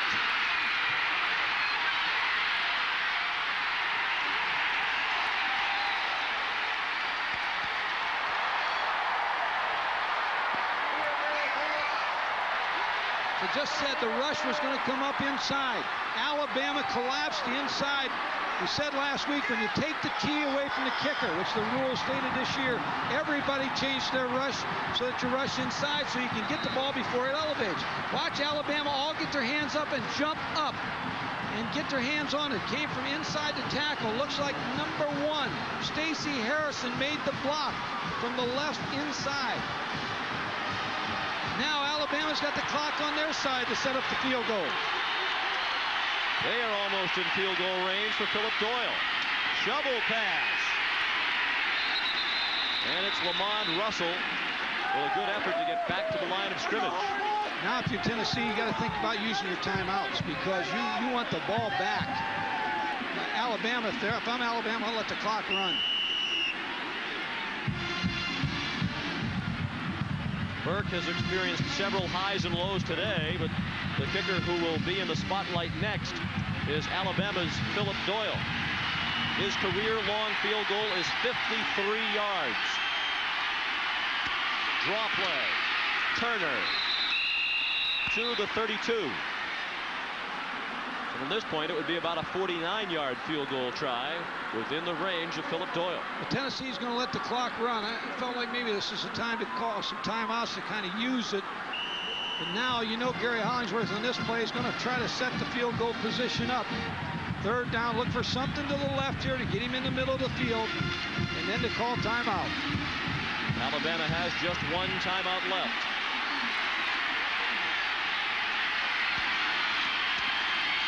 Turner did not run to the middle. He's close to the right hash mark. Stopped at the 30, and that will set up a game-winning field goal try by Philip Doyle. Alabama will let the time tick down, and Doyle will try to win it with about a 47-yarder. Well, Alabama's going to use their timeout now with 4 seconds. I would expect then John Majors to use one of his timeouts to try to ice Philip Doyle. But now you get into a situation, Alabama, we talked about fourth quarter. They have a chance to get that behind them and get that monkey off their back right now. Philip Doyle on it. Expect Tennessee to call a timeout. They'll go back on the field. Philip Doyle gets just about ready to line up, look for another timeout, and let him think a little bit. That 53-yarder was in 1988 against the Temple Owls. Temple won today, had a big win today. And, did a nice job. Jerry Burke, good football coach. Doyle, one of the best field goal kickers in the nation. He was the All-SEC kicker last year and second-team All-American. He set an Alabama record 2 weeks ago in Bama's last game with 6 field goals against Southwestern Louisiana. You know, you talk about the great college football atmosphere. Here, no one expected this. Everybody expected a blowout. They talked about a 2-touchdown favorite or whatever. And Tennessee, again, I think they had a tough time coming off that homecoming win, and they were a little flat, and the crowd was a little flat. And all of a sudden, Alabama came in here with that open date and played hard. Now, as I said before, I expect Tennessee to call timeout here.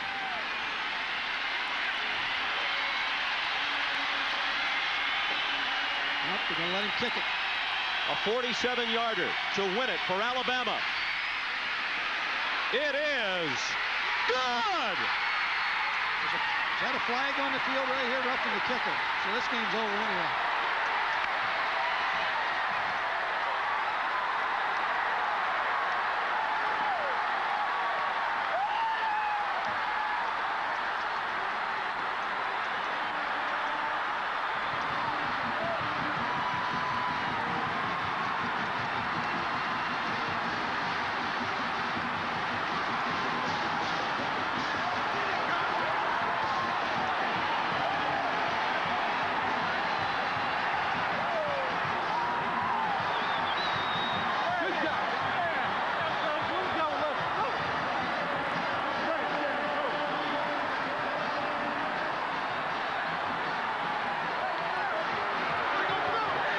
Sometimes when they have your number, they got your number. This is 5 straight years. And Gene Stallings, that makes those first 3 weeks a little bearable now. And people forget those first 3 weeks now. There are a lot more Gene Stallings supporters in the state of Alabama than there were about a minute ago. There was, as Mike pointed out, a flag on the play for roughing the kicker as Jeremy Lincoln collided with Doyle, but that didn't prevent Phillip from drilling it through with room to spare from 47 yards to give Alabama a huge upset and their 5th straight win over Tennessee.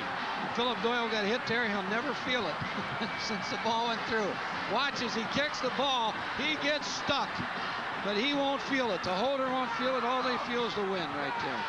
Phillip Doyle, a great story. And a great finish for Gene Stallings. He says finally. We're impartial up here. We do not care who wins the football game. But you want to see Gene Stallings be successful at Alabama. He is without question one of the truly classy people in all of sports, not just this game of college football. Well, he is. And on the other side of the field is a true sportsman, John Majors. And both these people, I think there's a lot of pride in college football and pride in the coaching profession. Both of them are good, solid people. Down to the field, Neil Lomax standing by with the hero, Phillip Doyle. Neil? Talk to me about that. Is that exciting or what? I don't think having better position than this. I got to give a lot of credit to our defense. Tennessee's number 1 in the conference in offense. Our defense come out today. We showed what we're made about. Now, you're a field goal kicker, but you got a bloody lip. What's that all about? I don't know, and I'm so happy. I don't care. He's a happy kicker. Wow. Winning field goal. I mean, this is the first time, 2-3 times in a row you guys beat Tennessee.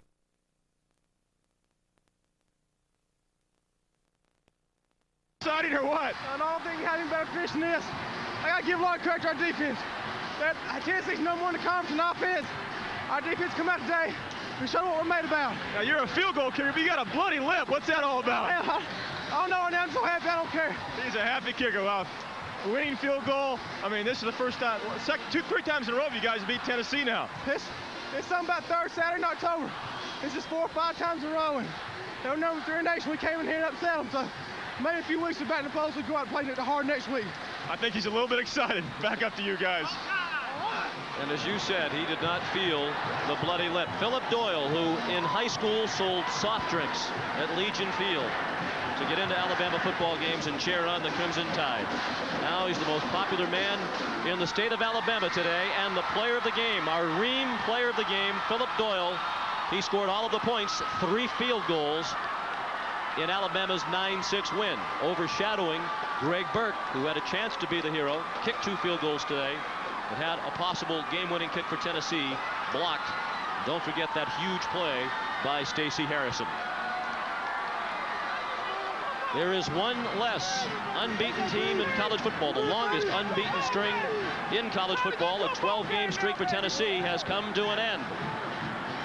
The final score, Alabama 9 and Tennessee 6. For Mike Gottfried and Neil Lomax, Sean McDonough saying so long from Neyland Stadium in Knoxville, Tennessee. How do you... Scores and highlights, Tim Brando and Lee Corso. Welcome to a college sports fan Shangri-La, a Saturday afternoon in college football. I'm Tim Brando, Lee Corso by my side, and we welcome you to the Residence Inn College Football Scoreboard. Well, Lee Corso, you said last week that Alabama had high school kids by comparison to Tennessee. I said I think third Saturday of October strange things can happen. Well, you were right. Did. You were right, because let me tell you something, ladies and gentlemen. You just saw a man take a group of high school-looking kids and beat a college team. Congratulations to Gene Stalling. I'd have bet $1,000 that he never could have taken that Alabama team and beat the team I saw at Tennessee. Never. And the bottom line, Auburn gets a great favor from Alabama. Crimson Tide have lost 2 SEC games, and now as we prepare for Florida State and Auburn, though it's a non-conference game, boy, does this help the War Eagles out as they prepare for an SEC Sugar Bowl berth. And don't forget, Alabama plays Auburn the last game of the year. Oh. Yeah, and now let's talk about Miami and Notre Dame. This is, of course, a game that usually determines who wins a national championship. Here's how it went. Is Robert Jones